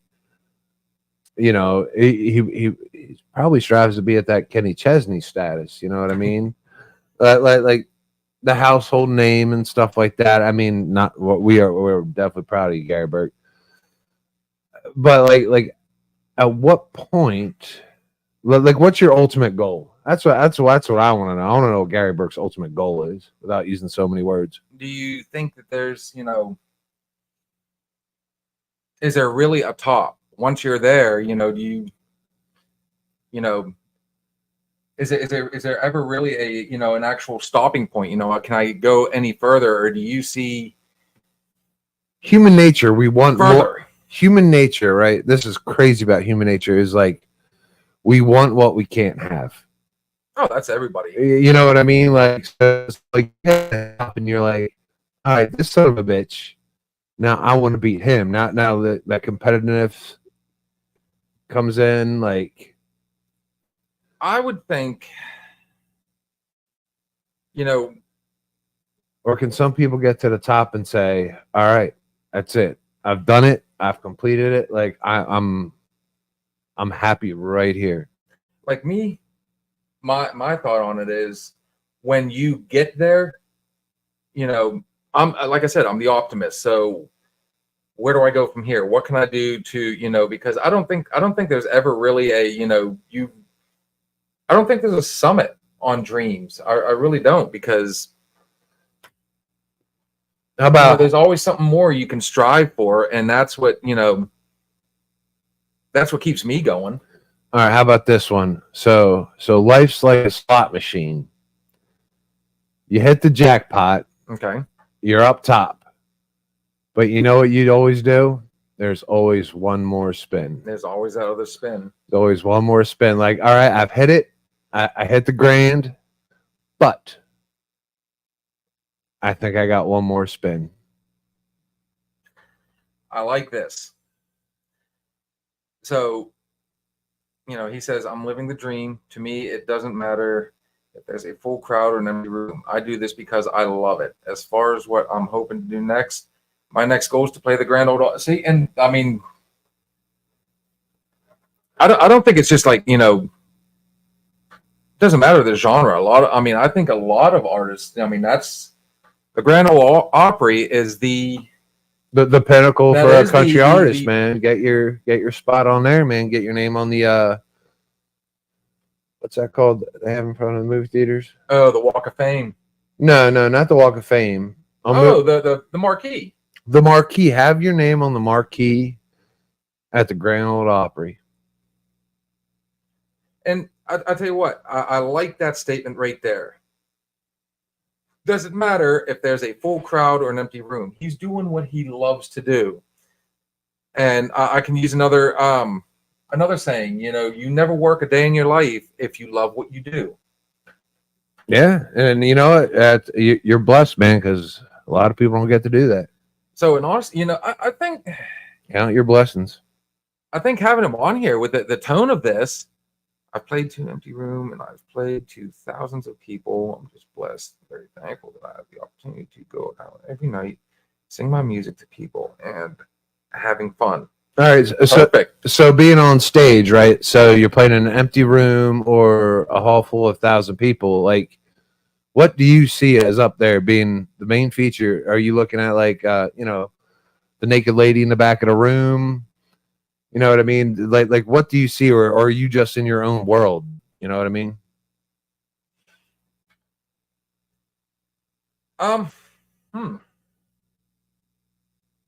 Interesting question. I like that. What, the naked lady in the back of the room? Yeah. No, public speaking, they told me, they said just talk to the naked lady in the back of the room. That's what I did. I don't know. I mean, if it were me and I was playing in an empty room, mine with that's you're getting paid to have a good practice session, honestly. But But if you're just loving jamming, man, Yeah, get up there and yeah,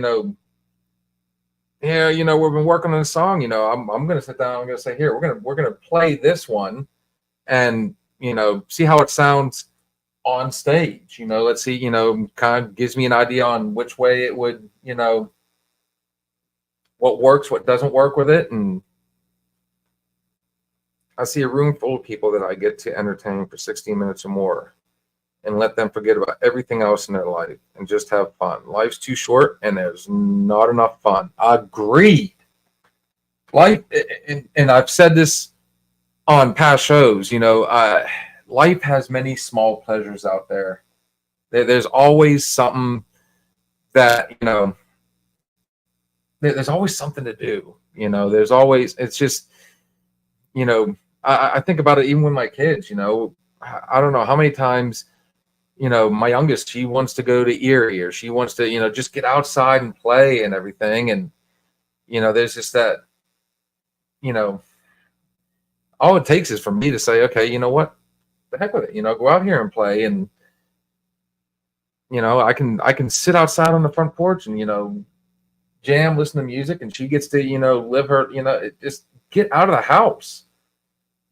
But I can attest to, right now, that's harder for me to do than so say it. I always think about like what inspires a musician to like write their songs, like to come up with a whole song with lyrics. I don't think I could do it. So do you sit around, do you take life experiences, or you take your band, you guys all get in and have a cram session and come up with lyrics? Like, how do you come up with lyrics for a full-fledged song? And I'm going to add to that question. Is it, do you do most of the writing, or is it like kind of a group effort? Yeah, or like the drummer's like, man, this happened in my life, let's talk about it. And then, we write a 4-minute musical poem and give it a beat. Nice. I like that. 4-minute musical poem. That's a good way to look at it. That's how I look at songs. I'm like, oh, we definitely need. what inspires the lyrics to a song? Because if I put my life to a song, it sounds like fucking Gwar. But like what? And I have heard a few of your songs, and they got some inspirational. They relate to people. I think that's a huge one. Well, I tell you what. Being able to relate. Let's save some of these questions for when he actually has the opportunity to sit down, and because this is kind of like his feeling out. He joined us tonight. Yeah. Let's actually save this for a full-blown sit-down interview, and I want to make sure that we keep everybody else in the loop here. Inspiration came from. And that's great, man, because I think that makes my favorite songs are the ones that I can personally relate to. Like I'll hear fucking Avenged Sevenfold or Johnny Cash or something like that, or Elton John, and the lyrics in his song, of the songs that I can relate to, are the lyrics that I can remember. Because the songs that speak to you. You know what I mean? Does that make sense? It does. Like they're my favorite songs. The songs that talk to me, that I can relate to, that I'm like, how is this motherfucker, Johnny Cash, super successful, Elvis, he's super successful, but he's lived something I did. I just can't sing about it. Speaking of chasing dreams, Alex is he's actually quite a dream chaser. Motocross. He's quite the competitor. Well, I call it he's taking a hiatus. I'm going to keep pushing for him to push that dream, but Alex, as it turns out, yeah, he can. He can spin 2 wheels. Oh yeah. He was competitive, was, and will be again. But we you know what brought what took Gary in that direction. What drew you to motocross? What made you, you know, what made that one of your passions? What was it about the, you know, is it one of those, you know, dad got you a bike? You know, there's a lot of people around here that are better than me. I'm definitely not the best around. And that's fine. I mean, you don't have to be the best, you know, to. It's like I tell my kid, you know, he's quite the accomplished wrestler, you know, and every year he gets better. And unfortunately, this gets to be his last one. You know, you don't have to be the best. You know, why if you weren't the best, why did you continue to do it? You know, you, like I said, it was a passion of yours.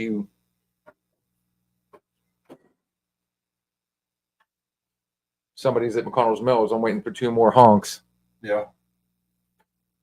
You know, I understand why you know, need to take a little breather from it, but what drew you to motocross?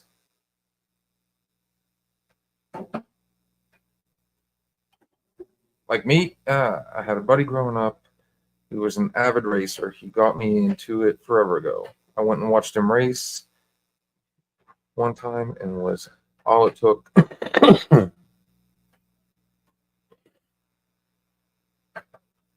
Make sure you shoot me a DM. Hey, Gary, thanks for coming out, brother. I appreciate you coming out here. And yeah, we're going to set this up. Yeah, man. I'll see you at the regatta, man. Tallest guy in the crowd.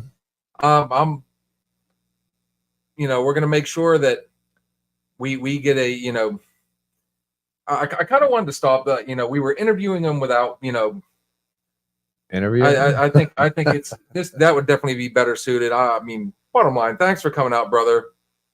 You know, really looking forward to talking to you. And for everybody, you know, we were talking with Gary Burke, up and coming country star, and hopefully you guys will be joining us here real soon for the full-on interview. We will actually have him live, and I'd like to throw it out there real quick. Hopefully when we do this, he'll give us a taste of some of his music. We got Gary Burke live. So, hey, you have a good one, brother. Appreciate you. Thanks for the support, Gary.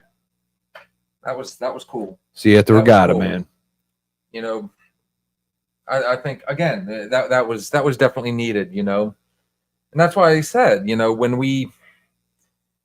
you fall, we got to get back up. You know, there's the tone of this one was about mental health. Gary Burke's one of those ones that might get you happy. Shit. No, the fact that he got on there and, you know, just out of the blue, I mean, that was the tone completely changed. You know, we were talking about, you know, why people fail, what drives them to have the thoughts they do, and then you actually had somebody that come on here that, you know, is gone from here, and you know, I see. I think with the way things are going, from what I've seen, I've only known him for like, you know, a little bit. Oh, dude, we're totally going live from the regatta. Pardon me. 14 years you've been into motocross. So what's been your best achievement out of it? Honestly, you know, come on, man, get on here. Just click the little link up there. Go back up. Do I need to send you the link again? Get on here and let's do some face-to-face time. We got 3 people. So what's stopping you, Alex, from going balls to the wall, man? I can actually answer that one for the poor guy. Let Alex answer. Answer. We'll let him get on there. But If the guy's got enough balls to get on the screen, well, you know, he will. He'll get on there. I'll have to go back to my phone. Give me a minute. Oh, okay. Cool. We have 3 viewers on here. If you guys haven't joined us before, we tried to, you know, tonight was actually the first time we actually had a theme going in. You know, we pre-gamed. We knew what we were going to talk about, but that doesn't mean we're going to stay on that path. Open forum, motherfucker. Excuse me. we leave our lives open forum because we want to hear what you got to say. You know, if you want to, you know, if you got something on your mind, I mean, Is there ever, if you've shared a similar experience, is, you know, is there ever something that you wanted to do? Like, what was your lifelong dream? What was your lifelong dream? I know what mine was. There we go. Mine is fucked up. Fucked up. What's yours? lifelong dream. Lifelong dream. Like when you were a kid growing up and like people ask you what you want to do, you know, you don't know when you go to college. It's like, oh, so what do you want to be when you grow up? I don't know. I'm going to go undecided. Was there anything that you wanted to do and you just weren't able to do it? Weren't or just didn't follow through because Either. What was that dream? well, I'm gonna throw mine in. All right, let me get it. I'm asking you. I wanted to, believe it or not, and I still have a huge passion for this. You found this out just 3 weeks ago. I wanted to be a marine biologist. I wanted, and specifically, I wanted to get out there and study sharks. Okay. I had that dream early on. You know, one of my favorite, growing up, one of my favorite places to go was SeaWorld. I mean, anytime I'd step over there, going to the Pittsburgh Zoo, I had to go to the Aqua Zoo. I had to get down there and see the sharks. It was always amazing to me, even though they were the little ones. And then when I moved to Tennessee and I went to the Ripley's Aquarium down there, which some friends of ours actually got out there and got to see not long ago, a week ago actually, I got to see, you go through the tunnel and you got the 10-foot sharks swimming over top, the sand tigers, Biggins. Oh yeah, the sandbars. And and even to this day, at 44 years old, I still have such a fascination. Think about the night we were on the pier. The boys were killing it fishing. And what got everybody's attention wasn't just the ribbon fish that were coming out, that they were pulling out. The shark. The sharks. There was that one, and he was just a little guy. He was just coming down there, and he was, big enough for me, man. A shark's a shark. Fuck. Dude, what was it? We no sooner got there. It wasn't even a full hour in. We were sitting down enjoying our Pacifico beer, and sharks. We both got the message from both boys that somebody had just pulled in a shark, and we get down there, and it was about I'd say about a 4.5, maybe 5 foot. And this is where it gets fun. It's just too small to keep. This is where it really gets fun. And I tried not to push the issue too much, but I can legit say I knew more than the locals at that point. That was a spinner shark all day. That was a spinner shark. Regardless, it was, and that's not the first time I've seen a shark while on that particular pier. The very first time I ever got to go out onto the pier, the Nags Head Pier, there was, we were out there fishing, everything was fun, everything was going good. And then next thing you know, everybody was going absolutely ballistic. And people were rushing to the side of the pier, and sure enough, there was a shark. You got to think, though, the pier is, it's the same beach. Everybody goes and swims. So when you see a shark in there, you've got their attentions. It never gets old. But then again, we also saw the dolphins. Oh, you saw some shit, man. I've seen sea turtles, and I just, anytime you start talking about the ocean, that was always my passion, and still is my passion. And would I like to, if I had the opportunity? I could always take that first step, but I might just, I'm actually right now perfectly content just saying, it was, K's on here. Veterinarian. Okay. Again, animals. So what stopped you? Are you talking to me? Is that Okay, you wanted the marine biologist. No, she went a veterinarian. I'm a marine biologist. You're the marine biologist. Mm-hmm. Kay wanted to be a veterinarian, so why didn't you? Are you asking her or me? The one who wants to be a veterinarian. Okay, there we go. You left. You just went. What stopped you? right. While she responds, I'm gonna tell you what I want to do. I want to do some fucked up shit. I wanted to be a nurse. The movie Robin Williams that we already talked about, Oh. right? All right, I feel you. All right, so the movie by Robin Williams, Patch Adams. He inspired me. I don't know when that movie came out, man. I was still a kid. But he was a doctor, you know. I was like, dude, there's no way I'm gonna be a doctor, right? I want to be a nurse, but I wanted to be a nurse for kids that had nobody. You know what I mean? Like no family or like kids with terminal illnesses. Because it would take a special kind of person to be that person for a kid. So much strength to know they were dying. Like I wanted to be that nurse that would never leave their side the whole time. You know what I mean? Right. Or like a kid with nobody. That's what I always wanted to be. And I still feel like I have an outside chance of doing it, but like school was the problem. Like I tried, but you know, life circumstances, me having my own kids and you know wanting their dreams first.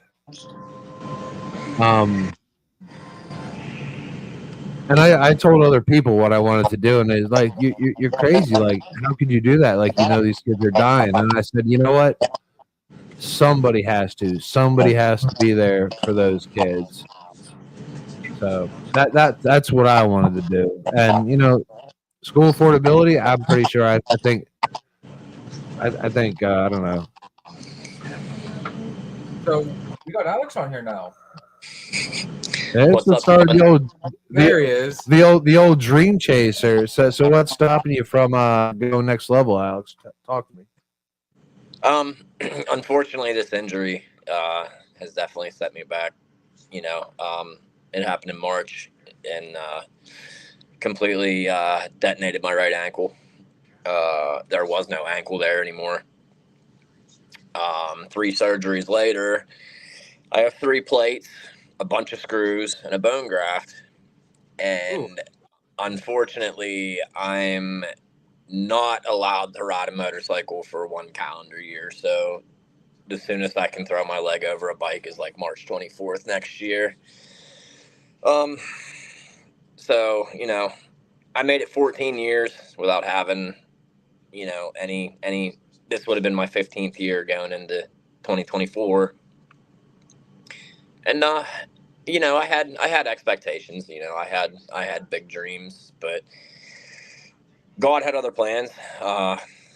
Luckily, yeah, the detonation of the right ankle was absolutely horrible, but it definitely could have been way worse. How'd you hurt it? I was just getting ready to say the same thing. What?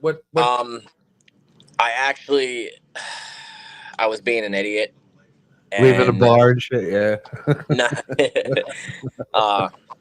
Was actually at a friend's house, and I was jumping this mound of dirt to flat ground, and I hit it 6-7 times, and the last time I decided I was going to hit it, I absolutely smashed it, you know, and just went a little too. I didn't go a little too high, but the front end come up, and like it come up like this. Well, I did what's called a brake tap, which is where you hit your rear brake in the air and it drops the front end down like this. Well, when I repositioned my foot on the foot peg, I repositioned on the ball of my toes instead of being in the middle of my foot.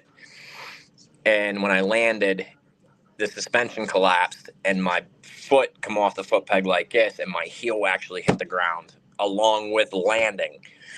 So when that happened, it just jammed everything upwards, and it shattered the bottom of my tib and my fib. That had to get, that was cut like 2 Fucking centimeters A, up.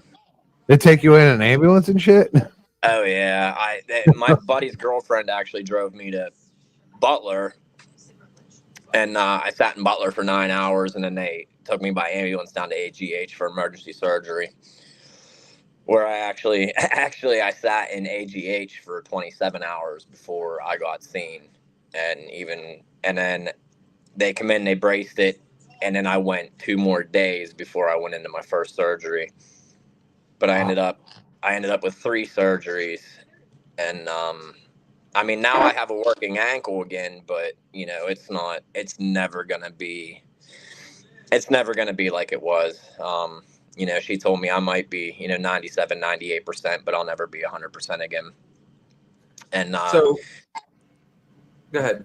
no, you go ahead. I was gonna say, so I mean, you and I have kind of talked about it before. Now, you said 1 calendar year. So is there any plans to like maybe get back out there just to kind of test the waters, or do you think that was are you concerned about, you know, I mean, because there's always that PTSD factor where it's gonna, you know, I've already done it once, it's gonna happen again. It's, you know. So unfortunately, in this sport, you got to kind of forget.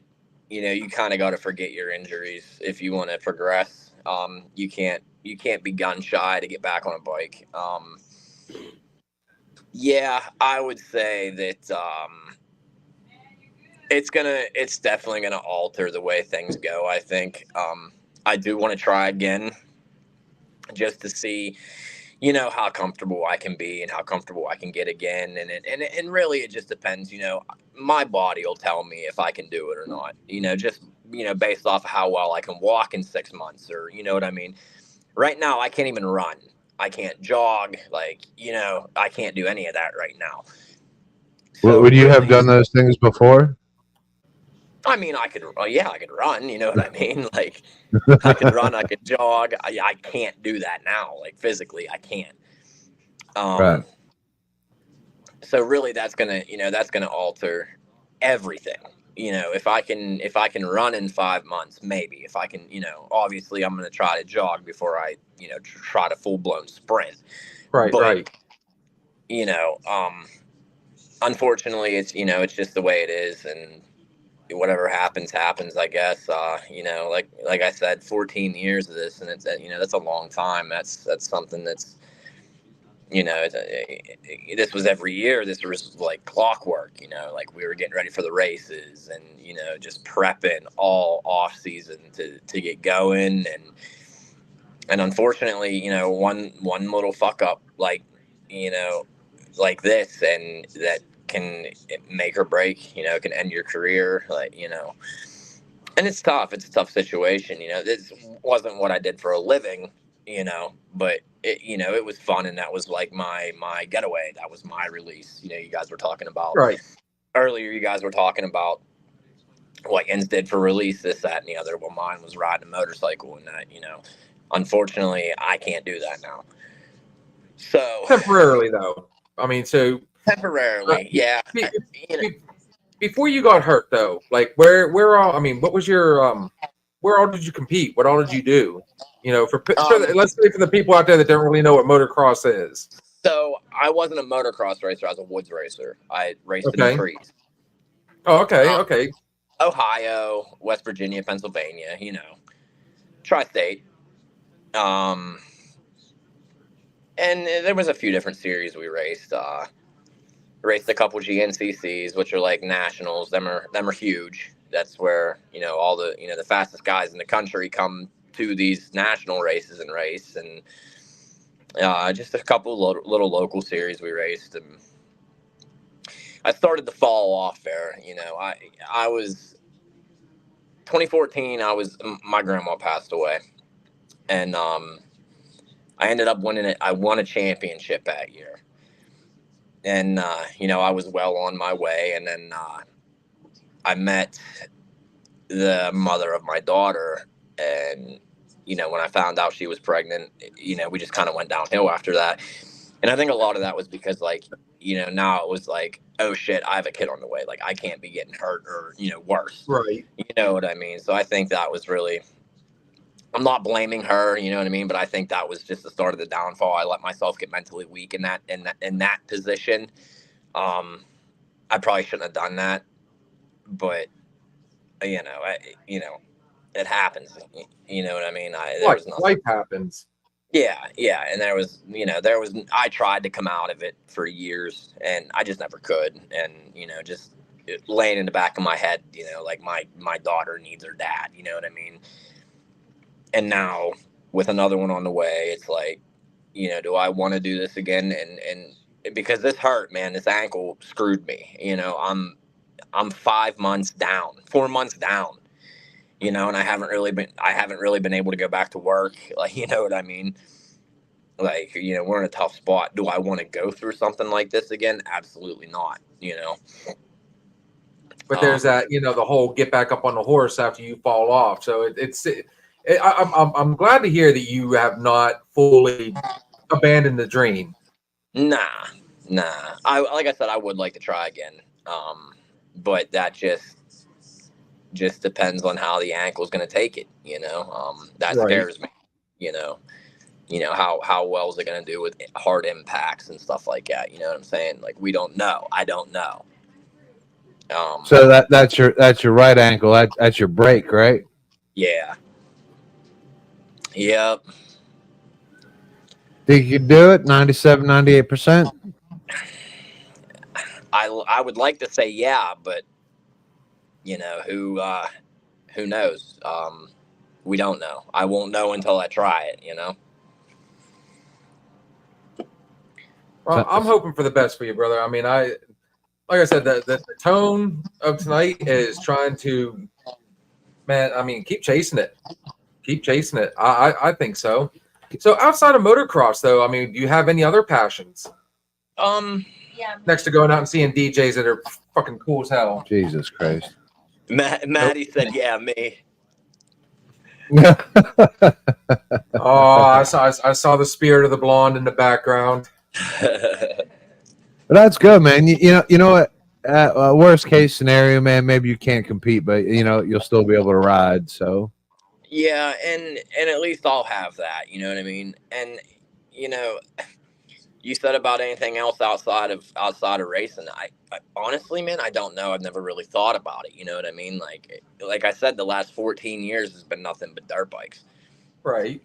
I didn't play sports in school. Like, I didn't do any of that. I didn't play football, baseball, anything like that. I wanted to race dirt bikes. I raced dirt bikes because I don't do well with other people telling me what to do.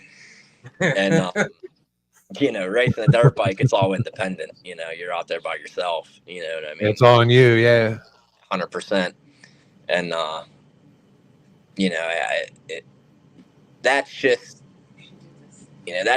how I wanted it to be. I wanted to be by myself and doing my own thing. And it sucks because, the amount of money that I have wrapped up into fucking racing a dirt bike is stupid. It is stupid. Like, it's just, for me, like, a rider, it's not pro. You know what I mean? Like, right. So my I'm not question. making. Go ahead. No, go ahead. Oh, No, you go ahead. no, I was, you brought up a pretty good point right there. Now, even though you said you don't work well with others and you put your own future in the sport kind of in question because of your ankle, what about maybe starting your own team maybe and finding a race, kind of, do you ever think of maybe that might work? That way you're still there. And it kind of, it would kind of drive you possibly even a little bit more to see if you could still do it. So the whole issue with that is, like, it costs money. You know what I mean? It costs a lot of money to do stuff like that. Travel alone, and just race, like, gate fees. That's $50,000, $60,000 a year. You know what I mean? That's not even for a bike, parts, to race. You know what I'm saying? It's a lot of money. What about sponsors? I've had them, and great guys, great group of guys, the shops that I went through, they helped me out tremendously, but I wasn't making any money. So it's not like I could, you know what I mean? Like, Yamaha paid me, I think it was 2014. Yamaha offered up a contingency plan, which, like, if you got first, second, or third, they paid you a certain amount of money. And I made, what did I make? I made like $1,000, $1,200 or something off of Yamaha that year. Okay. But that doesn't even Was put it a even- dent. That doesn't even put a dent in what I paid to do it. You know what I mean? Yeah, that's a shit ton of fucking money to get little return. Yeah, and the thing about it is like, I don't come from a rich family. All right, you know, we don't have money. So like, back when I first started doing this, like I was 16, I wasn't working. Like everything that I did solely revolved around a dirt bike. You know what I mean? Like I would wake up, ride, and it was the same thing every day. Every day, rain, shine, snow, didn't matter. We were out riding. Right. And my mom, my dad, and my stepdad, emptied their pockets to make sure that I had a fresh set of tires or my shit was good to go for the next race. You know what I mean? And unfortunately, like I didn't make it. And that happens. It's not guaranteed you're gonna make it, but I didn't make it. So all that was kind of a waste per se, but it wasn't. You know what I mean? Like, I think with the experience spoke for itself, though. I mean, it you needed that to get Yamaha's attention. So I did. I won. I have plaques, dude. I have trophies and shit. Like, I'm to the point now where I want to ride again, but if I can't, that's fine. I have nothing left to prove to anybody. No, Right. I don't have anything to prove to a soul because results are there. They're on the internet. They speak for themselves. Like, I did this shit. You know what I mean? So if it happens to be that I can't ride a motorcycle or race a motorcycle again, that's cool. I'm good. It's gonna suck, but I'm good. So what do you got, Alex? Now you have one child now. I have one now, but I got another one on the way. You got a boy or a girl now? little boy. Little boy Yeah. He's got a boy on the way. and a boy on the way. No, I have a girl now, and I have a boy on the way. Yep. Okay, you know what? Hey, there's nothing wrong with living your dream through your son, huh? Well, Oh, there you go. yeah. Well, you see, But this has been a topic of conversation. Okay. Now, it's hard to say it because like it sounds really fucking selfish, and I'm not a selfish person. At least I don't try to be. But do I really want my son going through the same shit I did? You know what I mean? Like, do I want that for him? No, Like, no. not saying that he's gonna get hurt, but there's that you can't rule that shit out because it happens. And you said you kind of you opened it up right there, going through the same shit. So were you referring more towards the injury itself, or like all the other hardships that came with trying to pursue this dream? I mean, I'm talking like injuries. If he takes an interest and shows an interest in dirt bikes, like I don't have a problem. If he wants to try it, that's fine. If he's good, great. You know what I mean? But I don't want to see my kids go through the same shit that I did. Man, that's my number one thing as a parent, dude. Is you always want your kids to do better than you. I mean, as long as you want that, you're a good fucking parent. You know what I mean? 100%. You also brought up a good point right there, asking him, saying living through his kid. So you say that you think that a lot of parents kind of live vicariously through their kids. You like, let's just say, for example, you fizzled out where, maybe if you push them, drive them in that direction, maybe they can do better. And it might be greedy. I mean, I don't want it to come off as greedy, but like, if I couldn't fulfill my dream, nothing would make me happier to see my kid live it. You know what I mean? Right. And I understand that, but I want my children to do what they want to do. You know what I mean? Their own dreams. Absolutely. I don't want them, like, if he doesn't take an interest in racing dirt bikes, I'm cool. That's cool. I get it. You know what I mean? Like, He might not be into that shit, but he's coming into a family of dirt bike riders. You know what I mean? Like, you know, and again, racing has been part of us for 14 years, and He'll be you know, naturally influenced, yeah. absolutely. But again, But if he does follow that, Alex, like I think the pain you went through is so he's not going to. You know what I mean? But like you paid the price. You know what I mean? Like you already did it, so Well, he don't have to. I'm going to kind of have to disagree with that one because you can never fully stop. I mean, what happened to Alex? I mean, that's why they call it accidents, dude. I mean, his foot slipped off the peg. He slammed to the ground. I mean, you can't. You can try to prevent, but you can never fully prevent something. You know, an accident from happening. True story, man. So I mean, honestly, I mean, it's just kind of you can only hope for the best. And see, this is where I'm a firm believer that the man upstairs had other plans. You know, right. This injury happened. This injury happened for a reason. Yeah. I'm a believer in that. Maybe something worse was to follow this year. You know what I mean? The injury happened to keep me off the bike this year.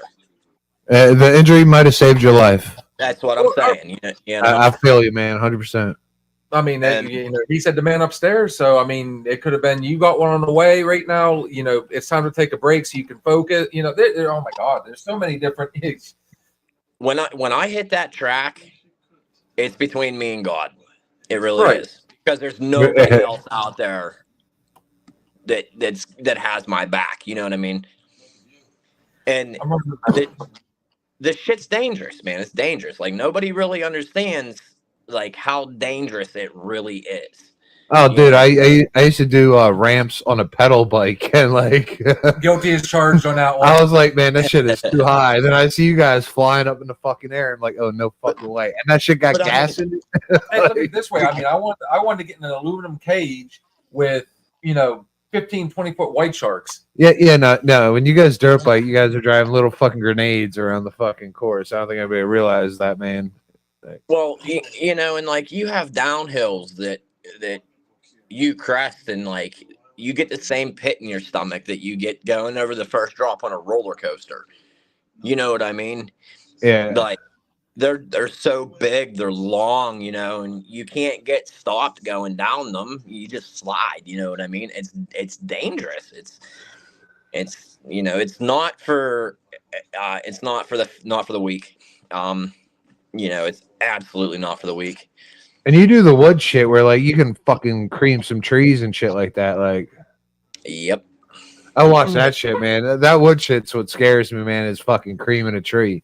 Trees don't move. No, they don't. Fuck that, man. No way. I hit a tree walking. I'm fucking crippled. You know what I mean? I can only hit it like. And the thing about it is, they jump out in front of you too, man. Like, man.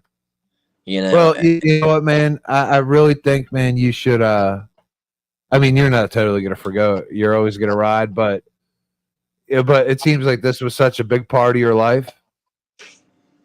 Like, huge part of your life. Like it holds a large part of your heart. Oh, absolutely. And like, would you feel dead inside a little bit? Like would a little piece of you be missing if you couldn't do it again? I'm gonna be completely honest with you. Yeah. I didn't cry when I broke my ankle. All right. Not a tear. And it wasn't just like, and that's another thing a lot of people don't understand. This wasn't just a roll your ankle and break it type of injury. I detonated my right ankle. It was gone. There was no ankle there. When I went and got x-rayed in Butler, he said that this is the worst injury he's seen in a long time. Ankle injury he's seen in a long time.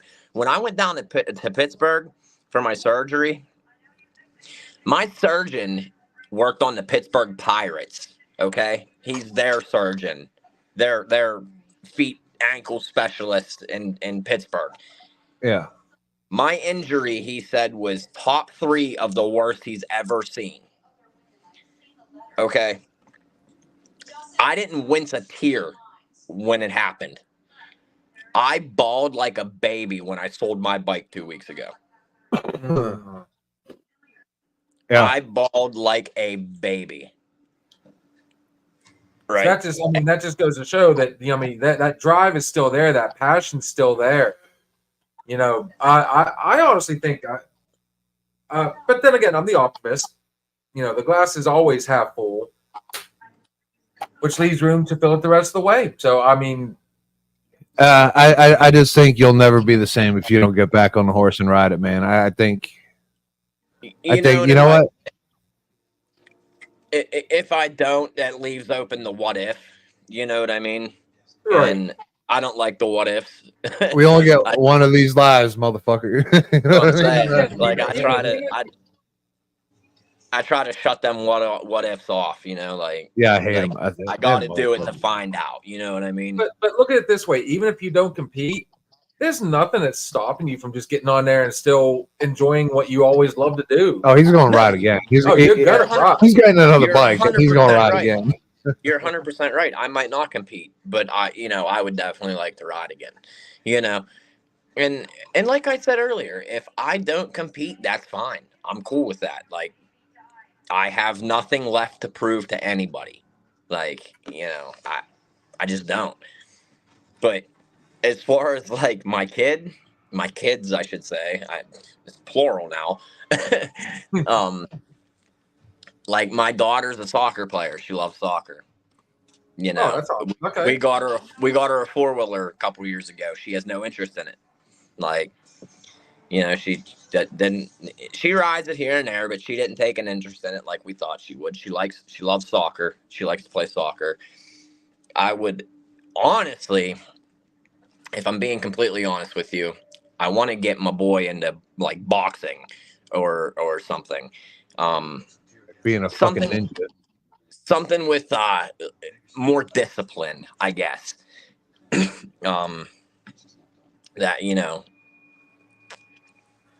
So we I actually think have we have a few other people on here. Still can't figure out how to show who.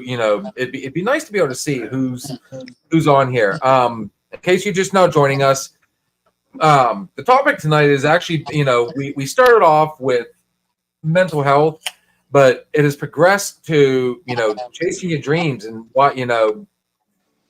So I invite whoever's on here, if you'd like, join us for the little face-to-face, one-on-one. We had a good conversation with Mr. Gary Burke, and we're having a hell of a good conversation with so we'd like to see you face-to-face. So if you got an interest, just kind of quick, drop me a little, drop us a message here, and I'll just shoot the link back out there. And hey, shout out Gary Burke, by the way, man.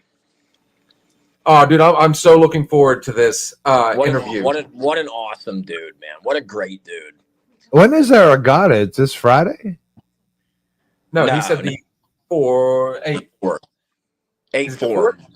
8-4. Yeah. That's a Friday? That's a Saturday. Saturday. The regatta's during the day, man. We should crash that motherfucker. It's a Sunday. Free to get in at the regatta. He's playing this weekend. He's playing in Petrolia Saturday. I'll play with my emotion. I'll go there. Where's he at? He is.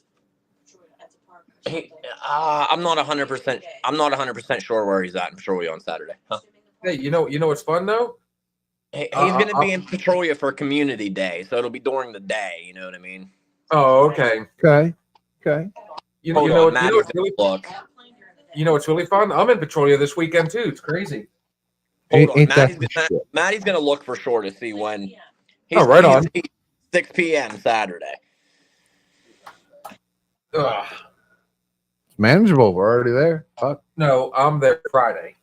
Or yeah, Saturday. The good old Stanger. What time? I'll be there. I start setting up at the Mustang about 8 o'clock. Bro, you got plenty of time. You just might be a half hour late. All right. Shit's already here, man. Yeah. Fuck it. Yeah. But I will say this much: this is I'll how be there. cool they are at the Mustang. So I was talking to Doyle actually last night before you guys showed up. Doyle came in, Mhm. and he thinks I need to go ahead and go through with that wedding. He said, just message Em ahead of time and say, hey, you care if I'm a half hour late? I've got an opportunity to do a wedding ahead of time. You know, he said he's done it before. I don't He see said why the there's fuck no not. reason. If not, then they replace you. Yeah, a little extra loot never hurt anybody. Well, Half you hour, go they're still- Saturday. I'm at the Mustang Saturday. Friday night, I'm at the Oil Boom again.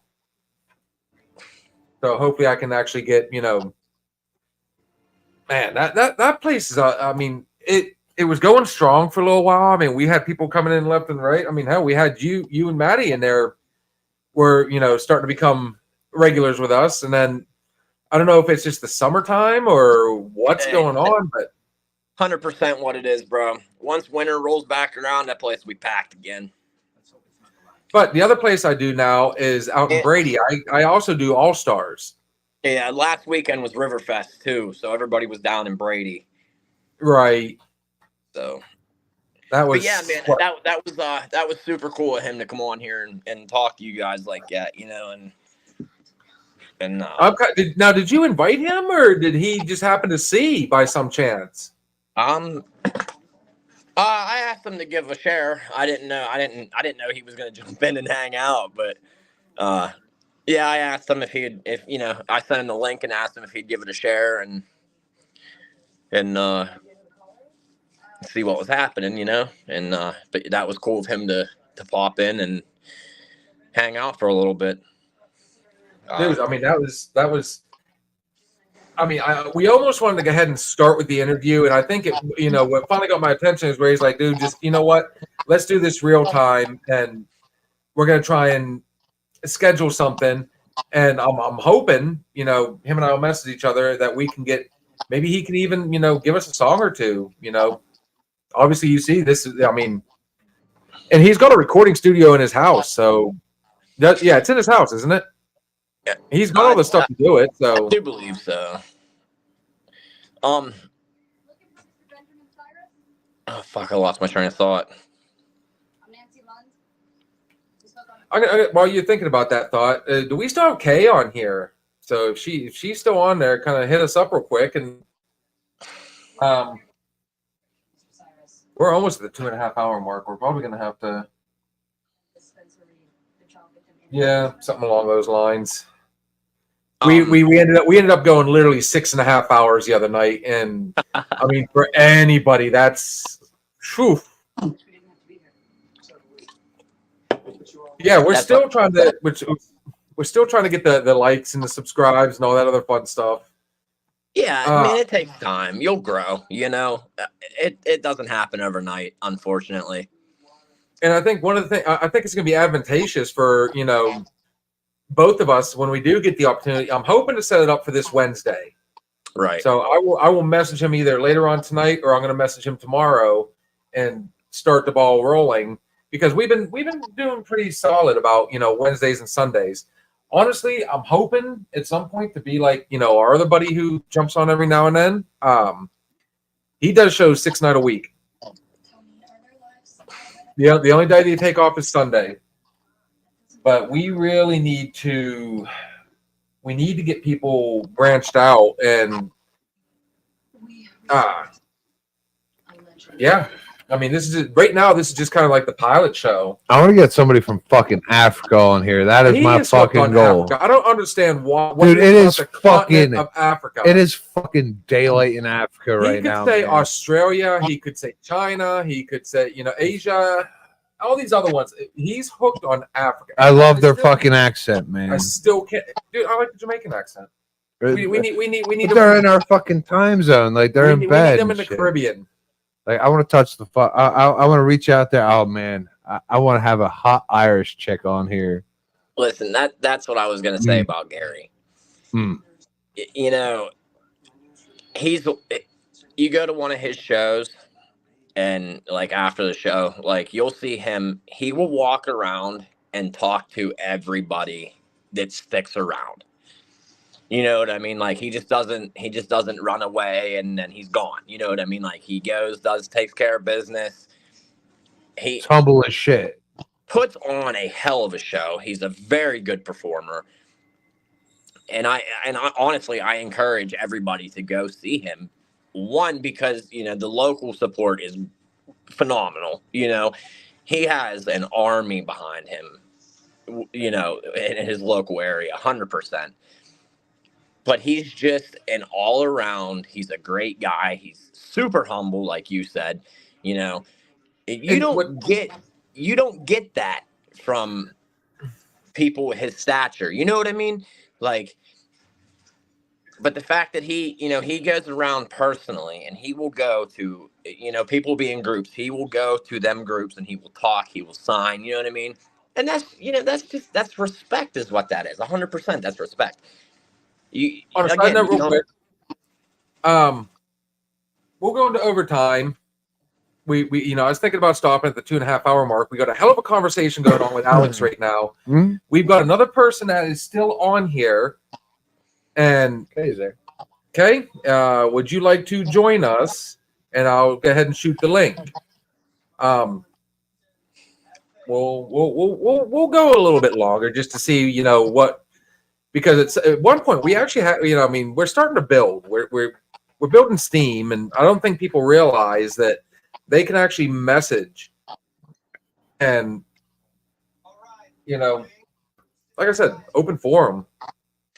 Now, back to Gary Burke. So, my first experience with him was last year at the Ride for Kids. Basically, is what the Mustang does. You know, it's like 4 counties, and they do all this big, you know, a big, huge motorcycle ride, and all the proceeds go to helping the kids. Yep. Gary was the act that year, and I was actually working security. I had actually gone into, I went in a little early to work the door and everything. And like I said, it was that meeting, it was a perfect storm for us to like fail. Like I'm talking about like him and I, you know, as a first impression. First off, it was pouring down the rain. So the conditions for an outside show were not that good. It came a point in the day where, you know, we were no longer letting people go outside with their drinks. We were supposed to, you know, so there was a lot going on. Let me put it this way. The last thing we said, the last words we said to each other were not the friendliest. I mean, not that we insulted each other or anything like that, but, you know, it was a rough go. And then I ended up, back when I was doing, you know, some scouting in the Petrolia Brady area, we had gone to the Cloud to try and, you know, see about me DJing in there. Then we went to All Stars, and we went from the All Stars back to the Boom. So, you know, we're all out there having a good time, laughing and joking. And there was this one girl that had joined the group, and we were all laughing and joking with each other and having some fun. And then next thing you know, she's like, well, my boyfriend, you know, he's into music. I'm like, well, who's your boyfriend? Or fiance? I can't remember if she said boyfriend or fiance or whatever. And she said, Gary Burke. I said, no kidding. And she goes, yeah, he's right over there. And I looked over, and I hadn't even noticed he was sitting at the bar. So I decided to take the high road and go over and have a chat with this gentleman. And I'll tell you what, the rest is history. Like, him and I hit it off immediately. We both apologized. It was a horrible, horrible situation from the get-go. The whole setup and everything. Like, it was a rough day all around. More so for him with the weather and everything and trying to do an outside show. But I'll tell you what, since that particular incident, dude, we shared Snap information, and we immediately, like, I mean, and then here it is a year later, and he's on the show. So I'm absolutely, I cannot wait. We're going to shoot for Wednesday to do the full blown interview. And like I said, I think it'll be advantageous for both. You know, I'm not gonna lie, I'm looking forward to like his followers getting on there and listening to what he's got to say, and then maybe they'll like what we got to say and they'll want to follow us, and then our followers are gonna look and say, okay, who's Gary Burke? And next thing you know, he's got more fans. So I'm truly looking forward to this little venture. I think it's gonna be fun. You know, in turn, it can be a win-win for everybody. You know, and like I said, I've never met anybody that, you know, had a problem with Gary. Yeah, you know, he's like I said earlier in the comments, man. Never met the dude. You know, never met him prior to, you know, him being Gary Burke. You know what I mean? Like, and met him, cool as hell. You know, come up, we shook hands and shit, and he was super down to earth, super chill. Invited me over to his house one night, you know what I mean? Like, hey, that guy didn't know me, you know what I mean? I didn't know him, you know? And after that, man, it's, you know, I mean, we're friends, you know, we're buddies. You know, he's a good dude, man. He's a good dude. He is. He was. So he's the kind of guy, like, he'll have ultimate success, and then, like, He'll never forget who he actually is. And Yeah. you know, he's still a person at the end of the day. Yeah. he won't be like, fuck you, Alex. Yeah. Well, he would just for the fun of it. Like, I think he's gonna. That'll be on me. You know what I mean? So that being said, you want to message, you know, our, you know, wayward person over there. She had already. My sister's obsessed with going to Africa. We're gonna do a quick throwback on that. I want to go to Africa. I want to go to South Africa because, like I said, I still to this day, this is still on my bucket list, my dream. I want to get in that aluminum cage, and I want to go down there and see the sharks in South Africa. I really do. Dude, you go down in a fuck that, man. I No would be way. that guy that would go down in the cage with 18, 20 foot, you know, Ain't great no white sharks. fucking way. No You know, way. I keep my shit on land. You know, back to the dream thing. I mean, I'm not pursuing it anymore, but that doesn't mean I've lost an interest in it. It's still, you know, it's still a passion. And I just found another way to do it, you know. So I keep up with Shark Week, and like National Geographic does a whole month of shark stuff, and Send the link. send the link. All right. So since we have, you know, we've been bouncing back and forth between 3 and 4. At one point, we had 8 on here. I think we had 8. Oh, I get 10. I'll either shotgun a beer or you could like put a beer bong in my ass. Once we hit so- that. To be That's fair, I will let OnlyFans everybody know. content, brother. Now, what I will do, I'm going to post this, and I'm giving people the opportunity to come on. Now, I'm going to know most of the people coming on here, but we are leaving the link up here open to the public. So we try to keep it cool. We keep it civil. I like to keep it rated R. But we want to have fun too.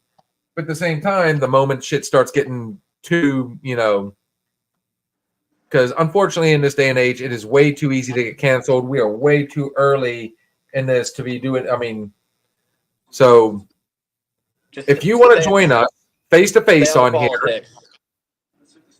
No politics, no politics, religion. no religion. Yeah. Let's keep the hate comments to a nil. That means nothing. Just keep it cool, guys. We could talk about whatever you want to talk about, but let's I got something I want to fucking talk about. well, I want you to we're gonna do the shot real quick, No, I got And- something that really pissed me off fucking today. and then I'm gonna step out for a quick bathroom break. and I'm thinking about taking legal political fucking action. No, I get so You hot say about no politics, and all of a sudden he goes, "I'm gonna take legal and political action." It's like, Yo, can I chime in and say something completely off topic? Yeah, go please. ahead. I'm fucking roasted, dude. Roasted. I am fried. Like, Oh, dude, he sent a picture earlier. He suffers from the same curse that we. Oh, here we go. Oh, no. There it is. Oh. Our first Bro, I am- public nudity. bro, I am 2 different colors. What the fuck did you do? We went on a float yesterday, dude, and I didn't wear sunscreen. Oh my god, man. The tops of my feet are smoked and everything, dude. I'm fried. Like, it's bad. Let me go into the bathroom real quick, and Holy we're gonna fuck. welcome Miss K, if she doesn't mind us using Hi. her real name, or do you want us to leave it? Yeah, at I don't K? care. It's fine. Whatever. Miss Robin has joined us now in the conversation. Oh my god, it looks like you sat in a fucking microwave, man. Yeah, we floated down the river. Mr. OBX, hey, put some lotion on. No, I'm good. Yeah, no, fuck it. I got that one good burn in, dude, and I just bronze afterwards. Like, Bro, I've never in my life had the tops of my Mhm, feet same. sunburnt. 10 out of 10 don't recommend that shit. Oh my god. yeah. Nah, I landscape for a minute, man. So like, I get that burn, I peel, and then Bro, I roofed, did the fucking framing shit, block laying, all that shit, and have Roofing never was the in worst, my life yeah. been. Ruben is the worst. yeah, no, I got up on the roof, dude. Like, white American, I come off, I'm Mexican. Like, yeah. They're not Dude. actually Mexicans on the roof. They're white people with serious tans. It hurts to walk, bro. Like, it's bad. Really? Oh man.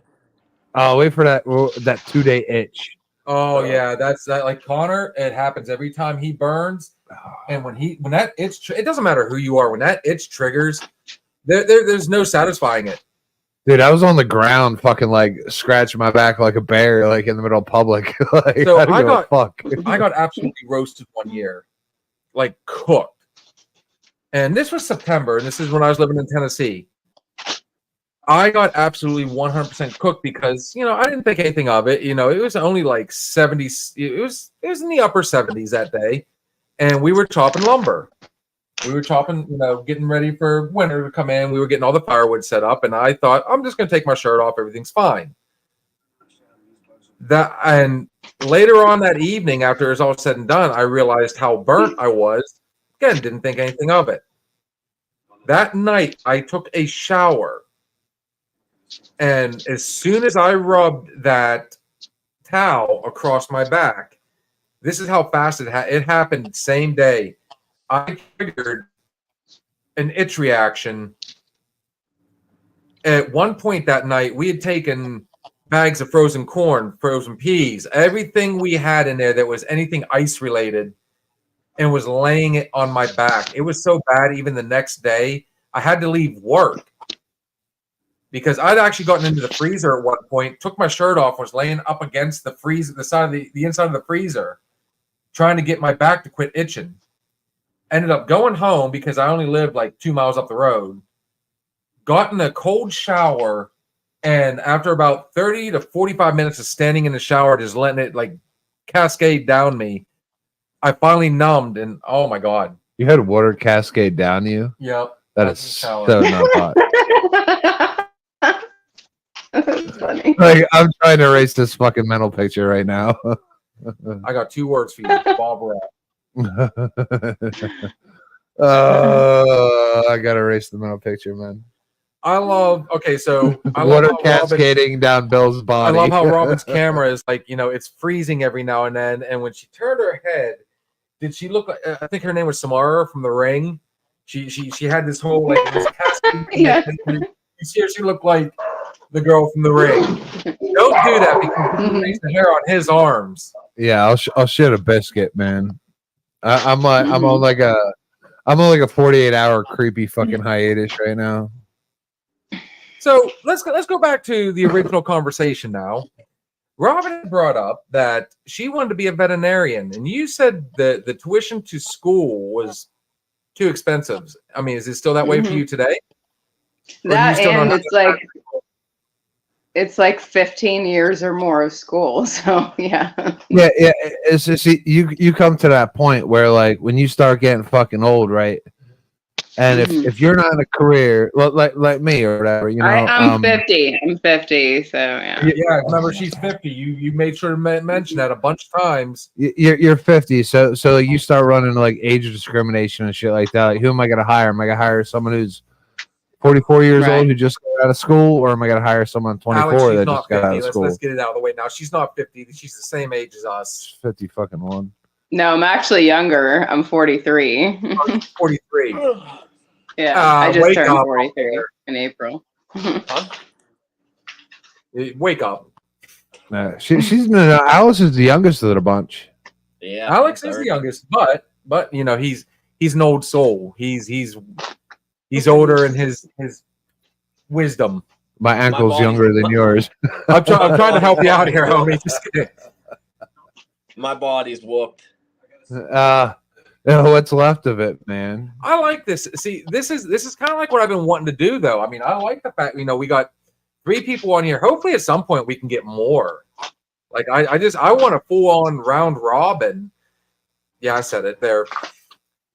Just like of everybody, you know what I mean? It was no pun intended. So I got a question that like something that's been bothering me for a while that I would like other opinions on. All right, so old people that drive. Oh God. Old people that drive that can't No. fucking drive.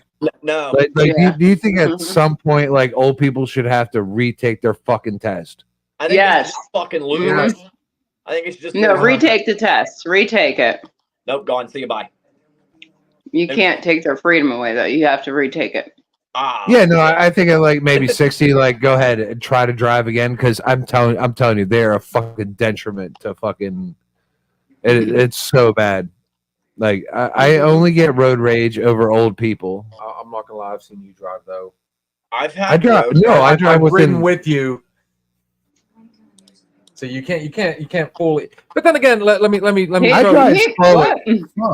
Dude, it took okay. So 79 is a 70 speed limit. Okay, Right. this cat is literally going like 59, 60 mile an hour down 79. That night we went to McConnell's Mills. Yeah, number one, we were going to look for ghosts. Number two, it was raining. So yeah, I had It was precautionary. barely measures. even. Oh my God, it was misting. The roads were wet. Okay, you know, so to be fair too, like he's the world's worst, especially after a few drinks. Passenger. God forbid it starts snowing and he's in the passenger seat. Is Maddie wanting to get on here too? No. She said no. Okay, I heard her. Hi, Maddie. Hi. It's good to see you, girl. Almost. No, Kinda. but I am a firm fucking believer that old people should have to be fucking tested.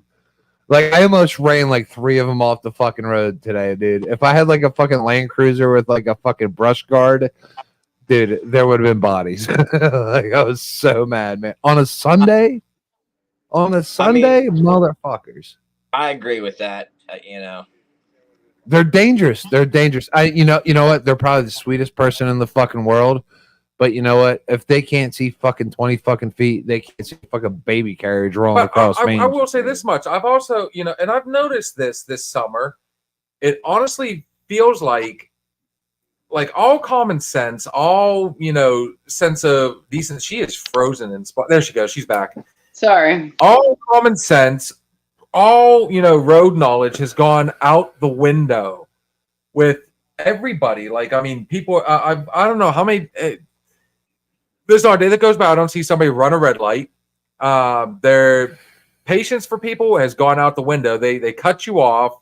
How about, you're sitting at a stop sign, they go to make a turn, you're trying, let's say they're making a left turn, you're making a right turn, and they need to take up the entire space. It's just there was a certain etiquette to driving, and I'm one of the ones that I like to be proactive. So but then again, I've also had a lot of training through, when I worked for Halliburton, when I worked, law enforcement and everything, I've actually got, that type, certain training that comes with driving. So when I drive, I'm not just looking at the car in front, I'm looking at the car, four rows up. You know what I mean? I know, I see them hit their turn signal or they're swerving. I keep, and I adjust accordingly. I'm one of those, I'm going to go with the flow. And make sure I'm prepared to react. Now, granted, again, they're called accidents for a reason. Hence the reason I had to go out and buy a whole new truck. And anybody that's driven Pennsylvania, especially in our areas, the deer are nasty. And it seems like they're more so this year. My son, unfortunately, found out about that. Dude, and I'm telling you, old people can't fucking hit a deer hard enough because they drive so fucking slow. Seriously, it's fucking bad, man.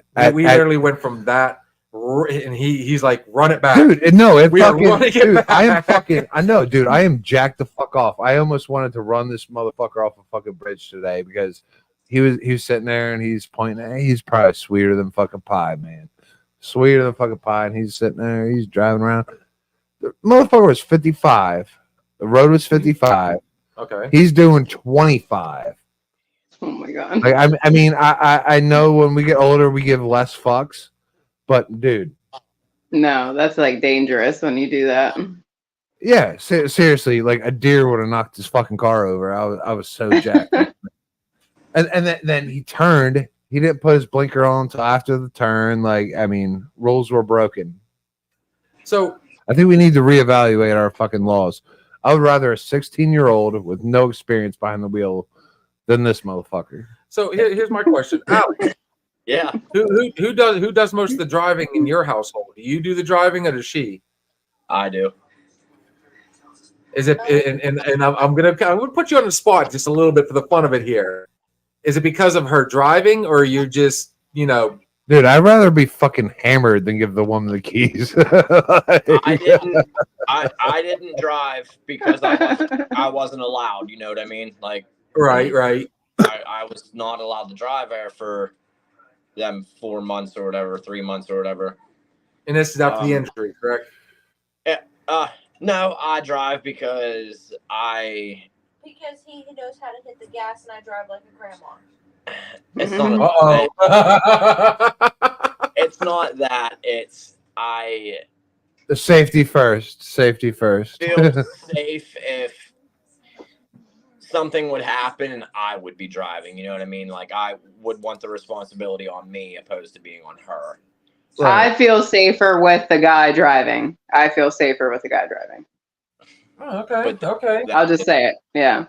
But I will say this much: like, I become him when I'm riding with Sarah, and I'm probably just as bad when I'm riding with Connor. But I think Connor's starting to kind of follow along more with the way I drive, where he tries to be a little more proactive. He's prepared ahead of time. He kind of, he's, obviously it's his very first year. He just got his license, so he's got a long ways to go. But Sarah hates riding in the vehicle with me. If I'm driving, it's one thing.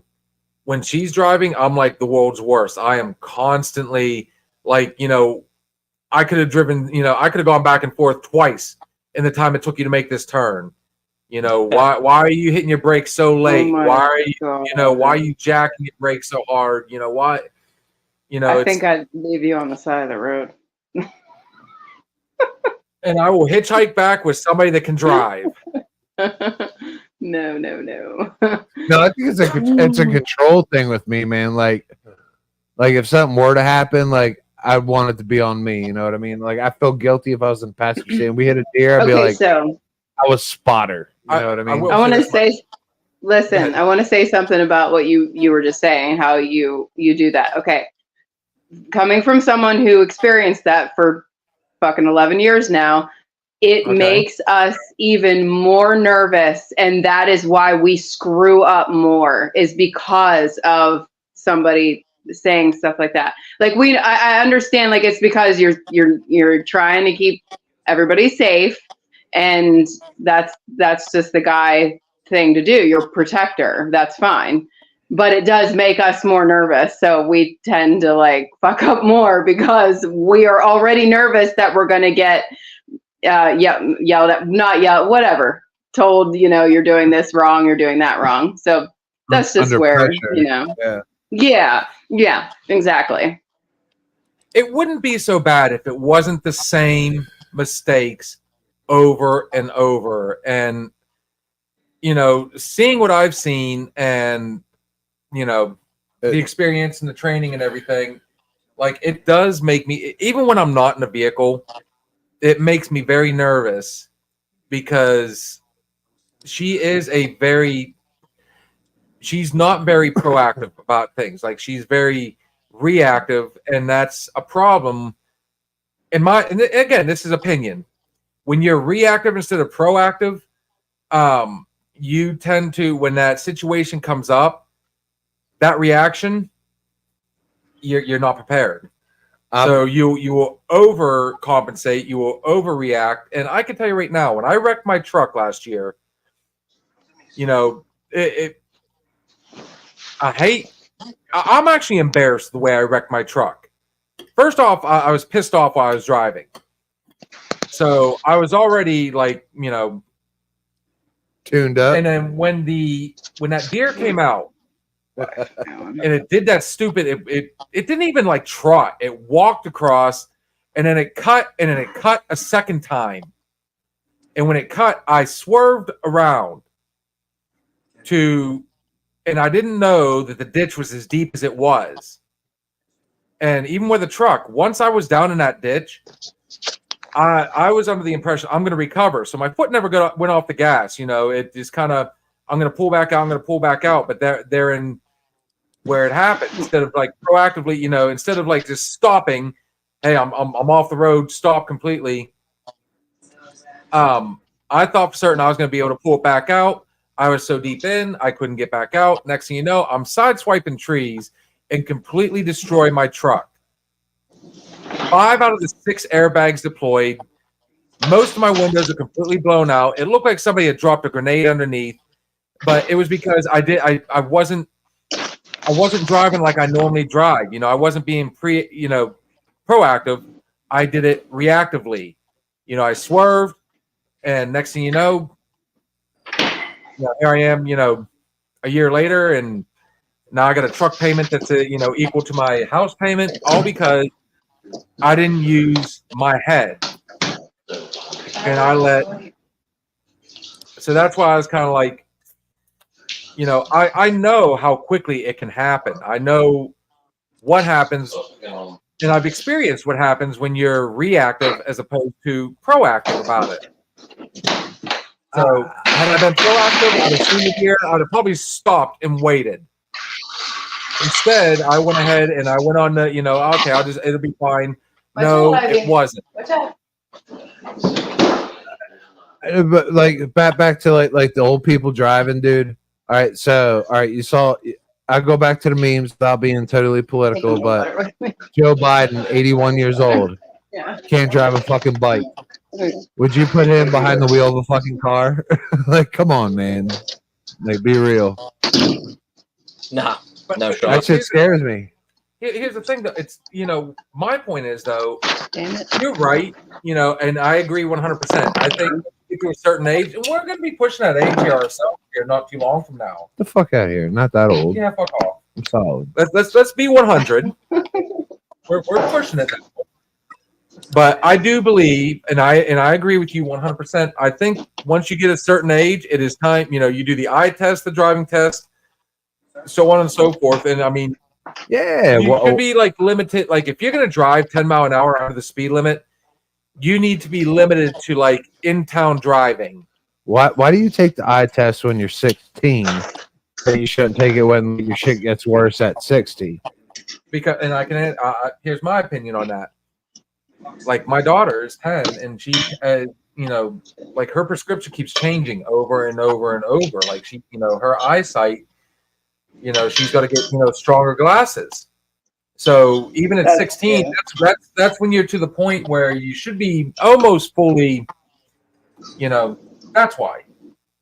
Because, from like, let's just say it, from 18 on down, you're still developing.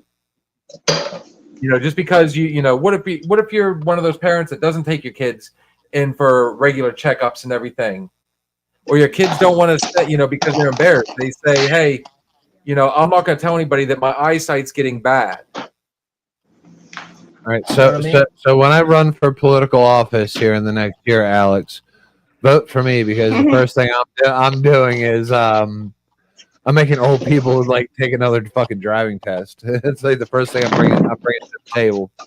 You got my vote, dog. Are you gonna take that same eye test, that same driving test when you hit that age?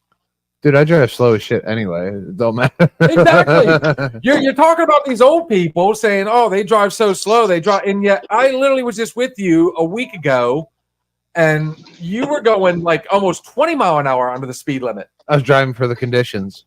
What conditions? Rain. Safety first in space, And you man. DoorDash. Yeah, I can't wait to get my food. You know what? I'm gonna call upon you for a DoorDash because I know it's gonna show up late, and I'll get that. You know how they say 30 minutes or less. If you go over 30 minutes, it's free. Oh, dude, I got 100% completion rate, man. Run it. 100%. Run it. I'm fucking DoorDash fucking ninja. There you go, Do you Alex. make What do you think decent about money doing DoorDash? that? Hmm? Do you make decent money doing that? If you're good, right? And it's like how you do it. Like I'm older, so it depends how you do it. So there's like levels. Like I'm like a goddamn, I'm like a gold standard member, right? Like I've only been doing it for like a month, dude. I'm good. But the way you plan it, like I'll go to like a college town where kids are lazy as fuck, Fair enough. and or there's like a camp in town, so you make $8.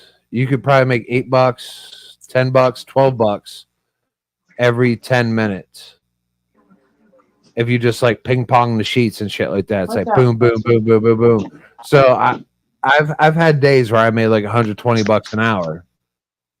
And but then I've had days where like I just cruise and burn gas. So it's kind of like pick and choose and fuel and shit like that. But if you stay in a place where like I went to a cheerleading camp down in Slippery Rock, I ended up there, and all these cheerleaders, they put DoorDash orders, and Dunkin', McDonald's, Sheetz is open all night. Dunkin' and McDonald's are only open until 10 and 11.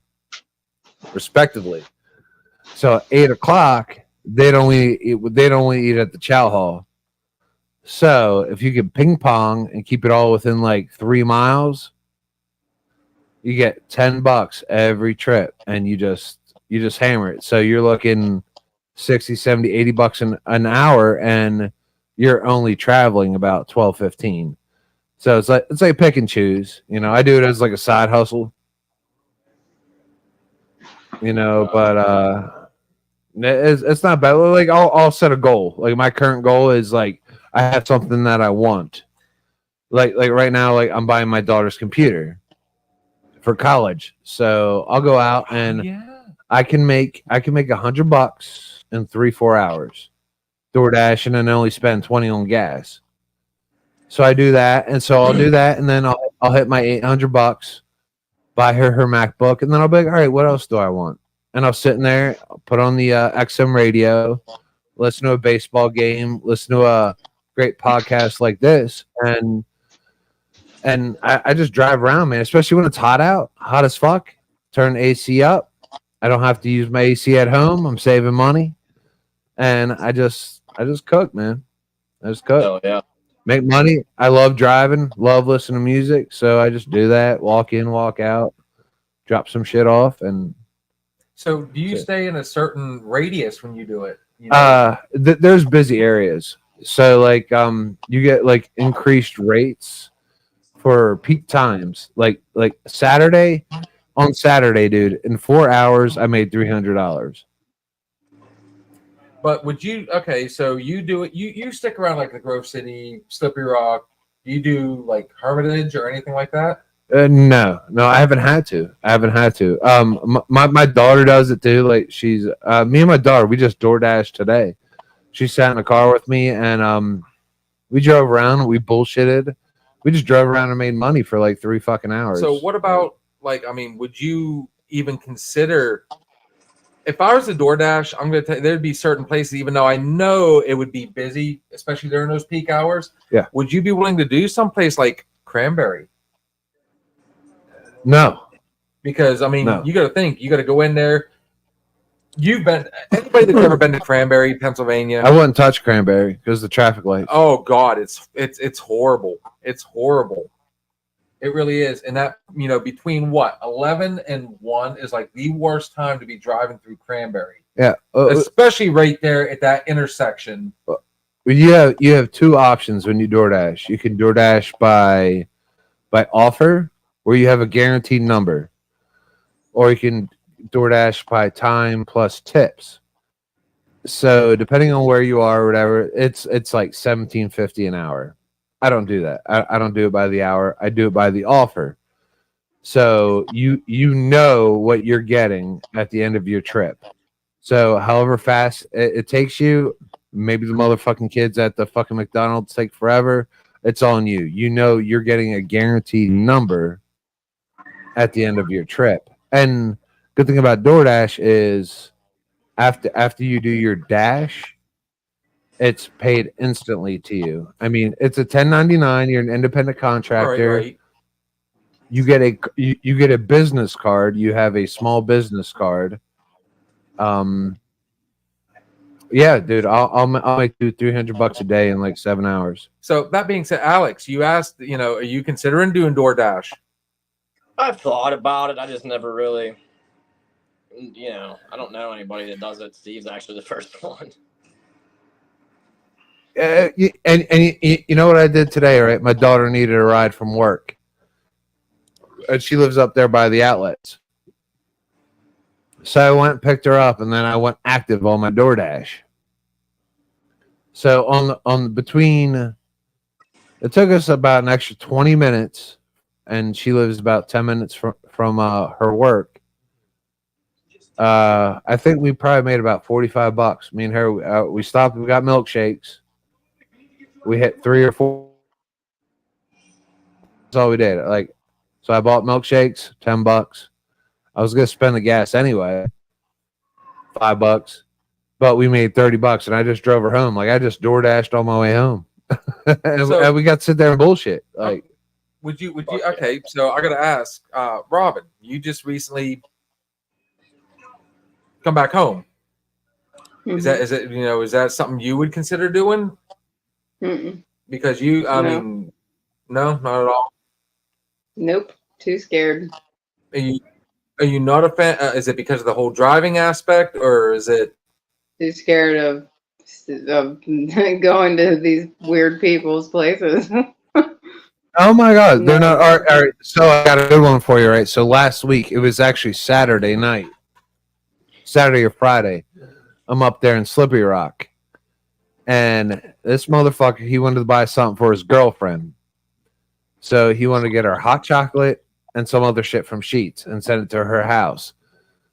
And oh my God, I don't know where the fuck she lived, but it was bumfucked Egypt. It's 11:30 at night.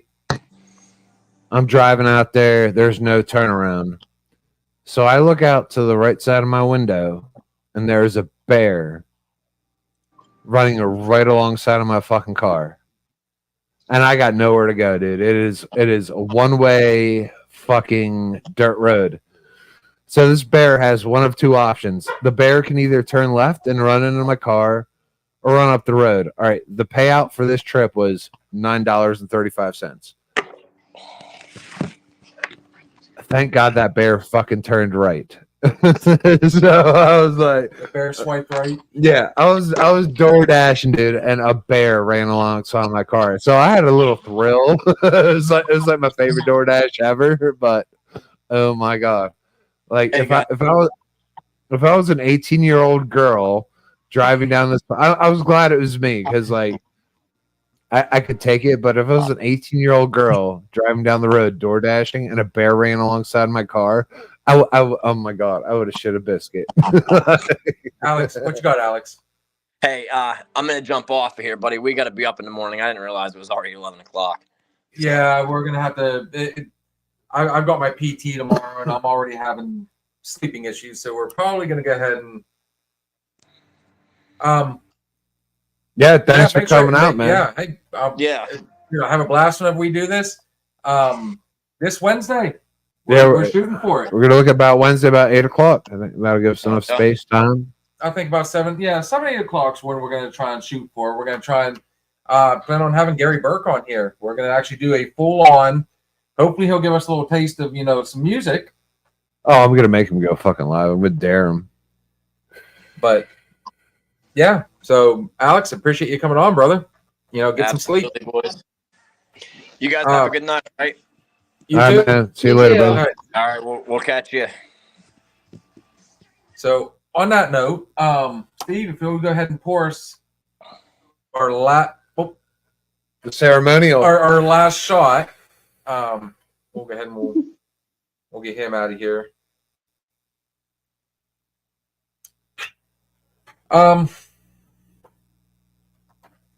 This turned out to be actually pretty good. I think, like he said, there's a plan and everything. I think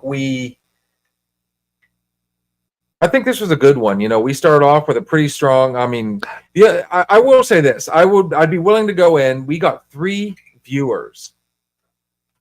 So if it's your first time, I would be willing to go one more. One more what? One more overtime. Let's see if we can get one more person on here. But on that, if we don't, We got Rob on there, so Robin, Mm-hmm. I'm gonna ask you. Remember when we first started? Remember we Yeah, go first ahead. started the podcast? Yeah. We had a lot of interaction, right? Right. And it was because we pissed people off. I don't think we pissed. Well, yeah, we did piss a couple people off. Actually, you know what? When we think about it, we pissed one person off. So what do you think is controversial without speaking about religion or politics? You took religion out. Damn it. That was the one thing I had to talk about. All right, talk But it was about also science. It was more No. religion science. I'm gonna No, say it flat was- out, we had an agreement. No, it's not like that. It was based on today's date and a trial that had happened in Tennessee. Today's date was the conviction date of a school teacher who was trying to teach the Darwin theory. That Okay, was go all. ahead. That was all. Yeah, that's all it Go ahead. was. It was just an interesting trial. It was just the first trial that was put on the radio ever. But he was only fined like $100. But that's whenever like all that stuff was taken out of all the teaching, like all the teaching and everything, that you weren't allowed to teach about that. I just thought it was interesting. That's all. I gotta throw something out here. Have you noticed one thing about tonight? So we had people come on, which the second time now we've used StreamYard, we got people on here. I love the fact. Last time when you jumped on just to test to see if the link worked, Mhm. I had to connect the earphones. I had to make a speaker set. Have you noticed? We don't have to do that. We don't have to do that tonight.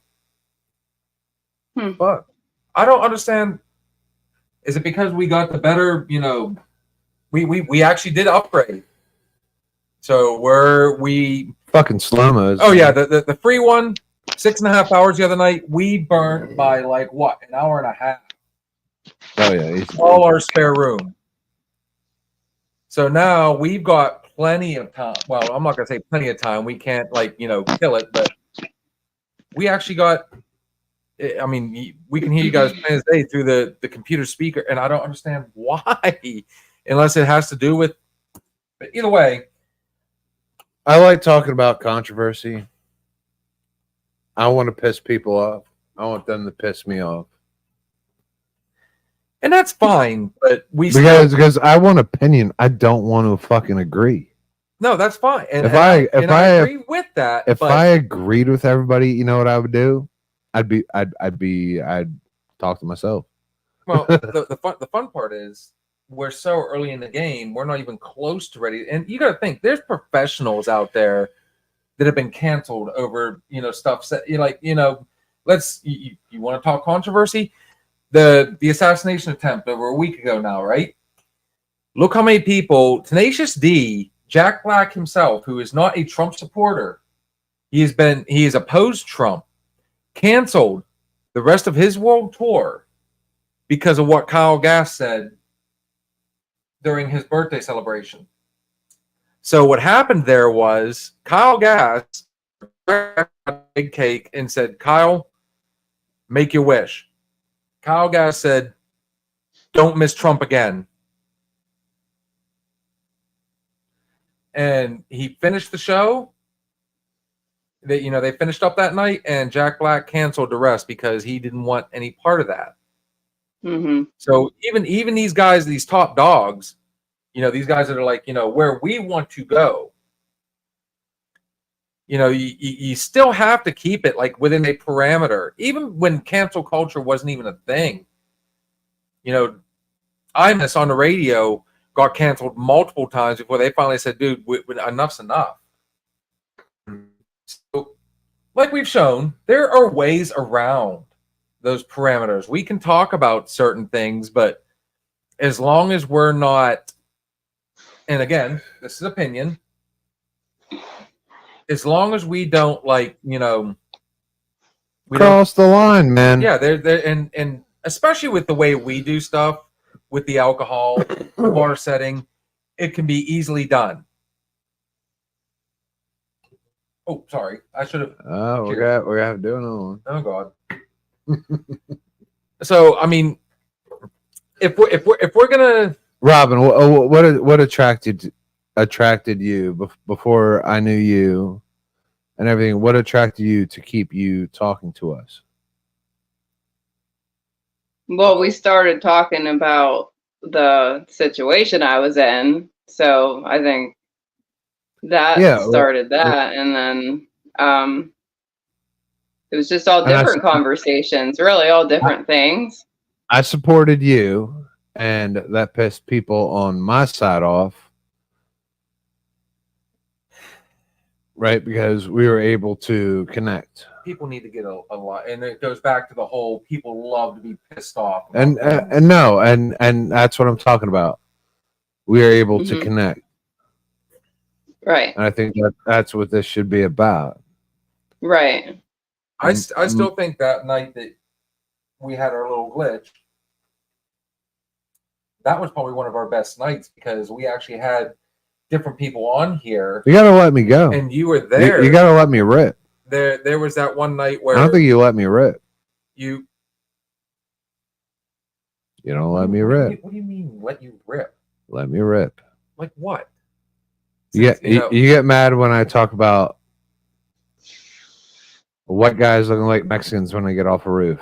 But that's the problem. You can't go racial. That's the one. It's not racial. Like white guys are extremely tan when they get off a roof. Like facts.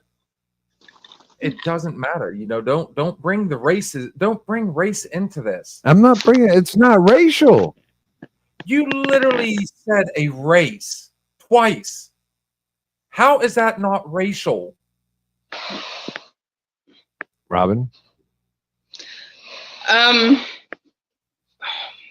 Because you don't have to agree with me. The word, no, I'm not. I'm saying the word Mexican is not supposed to be taken as a bad word, though, because that is their nationality. So to say that's a bad word, to say somebody looks like they're Mexican, I don't know, because everybody thinks that I'm Mexican all the time. So not sure why, but that's, I don't take offense to it, though. It's kind of funny, but I don't know. I guess it just depends on the person. I think too many people take too much offense to everything, to be honest, and they just need to relax. Everybody has some kind of racist things that they say about all of us, and we're called things too. And don't you think that they don't talk shit on us, because they do all day long. But yeah, I don't know. I don't know. Did we get a conclusion on that one? There was zero conclusion. I'm sorry, girl. It's like zero. I don't think she helped either one of us on that one. No. I like to talk about. That's why it's a touchy subject. It really is. It's hard to. I like to talk about what's on my mind. That's why I come here. And I would love to hear like other people with my problems. It would make me feel better. You know what I mean? And that's Mm-hmm. there's a way to do Well, hence everything. the reason for the whole ghost story talk, because I wanted you to hear that there were other even men that have had the same kind of experiences as you, because that helped you. So What, a baby? Like I had a baby. That's what I had. You were so far out of your comfort zone that night. It was unreal. not that night. I'm talking about when you woke up in the middle of the night. Oh, And then you got to talk to other guys on the show who had the same kind of experiences. So you know, I think it helps to hear other people's stories. It helps me to make like the show's not about me to make me feel like I'm not crazy. No, I know. That was just one conversation. You have another one in the tank. I've been through so many life experiences where I want to use my experiences and my misfortunes Mm-hmm. to relate to other people, and that's what Yeah, I think that's same. taught. and that's what the whole point of this was. But like I said, there's still, we have to stay within a certain parameter, because she is correct. Especially today, people are too easily offended. It's too easy to twist what is being said. We got to push a little bit. We have to push. We do push it. No, but no, don't get me wrong. I know I said that people get offended too much, but that's what I'm saying is it shouldn't be like that. And I don't know. Yeah, it shouldn't be as controversial as everything is, because it never was before. Well, we're in a generation of pussies. Okay, yes, now, you're right. There, I will 100% tap you on that. No, seriously, we're in a generation of pussies.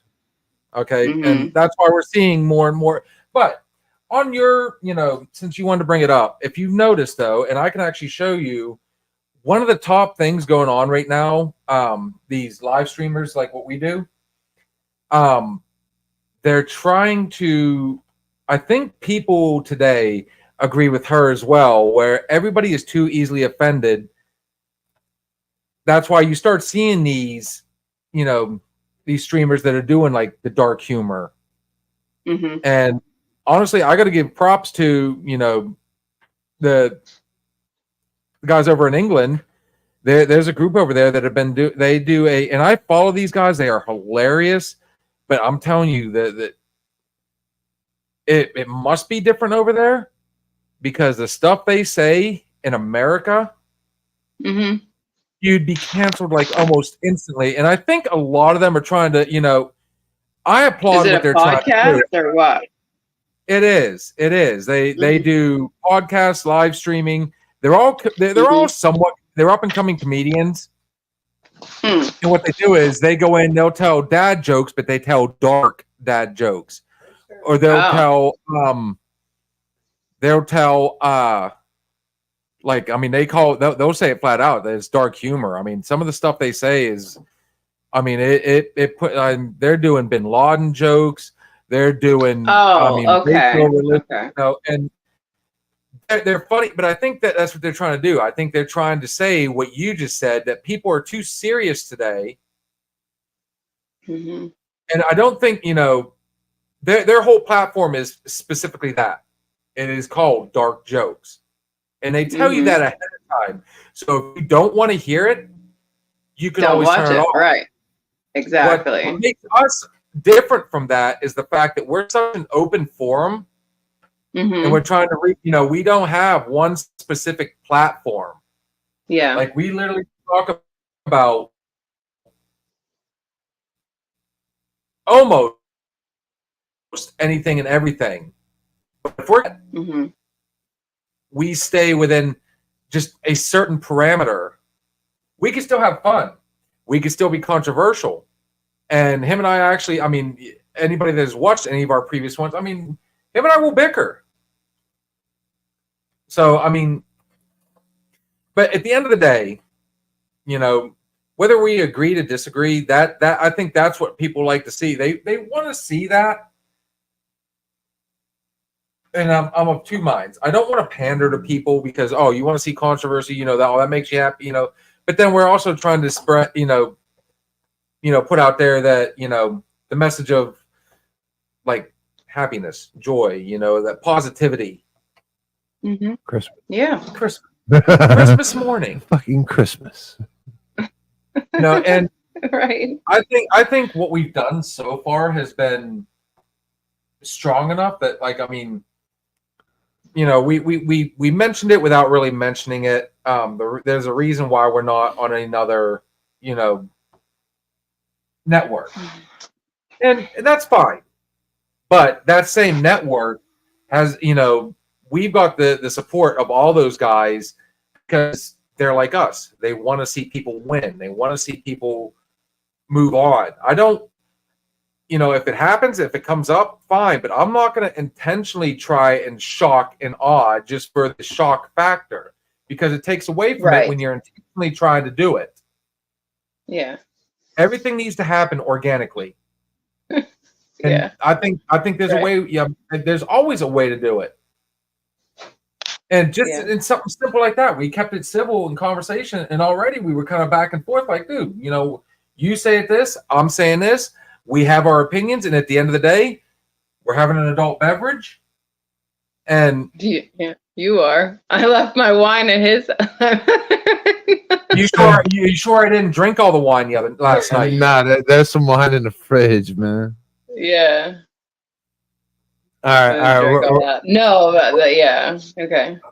We're gonna close this shit up. Yeah. We'll call you here on a Facebook here in a minute. Yeah, we'll finish this convo up, and you walk me home. Sure. Yes.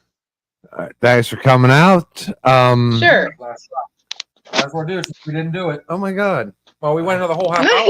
You guys did it like 3 times already, but you didn't stop. So.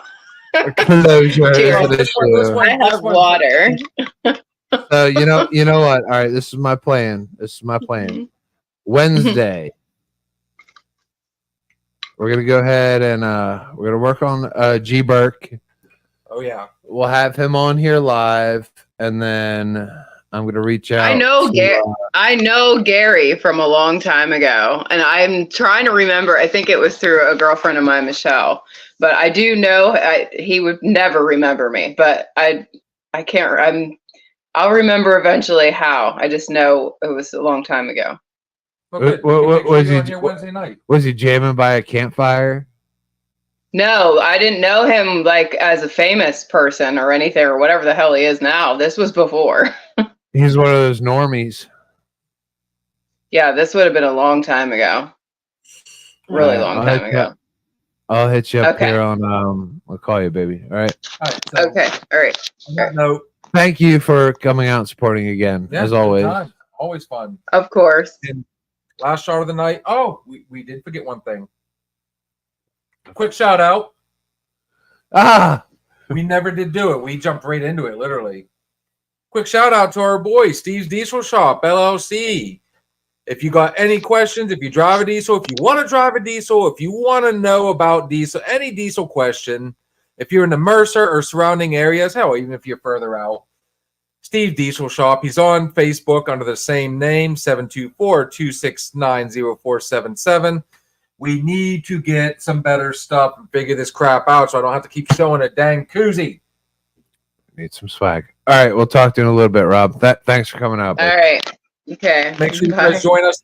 Join us Wednesday night. We're gonna, hopefully that's how it works out. We're gonna have Gary Burke on here. Remember, guys, what we do and what we say on here, it's all opinion based. But then again, it might be the alcohol.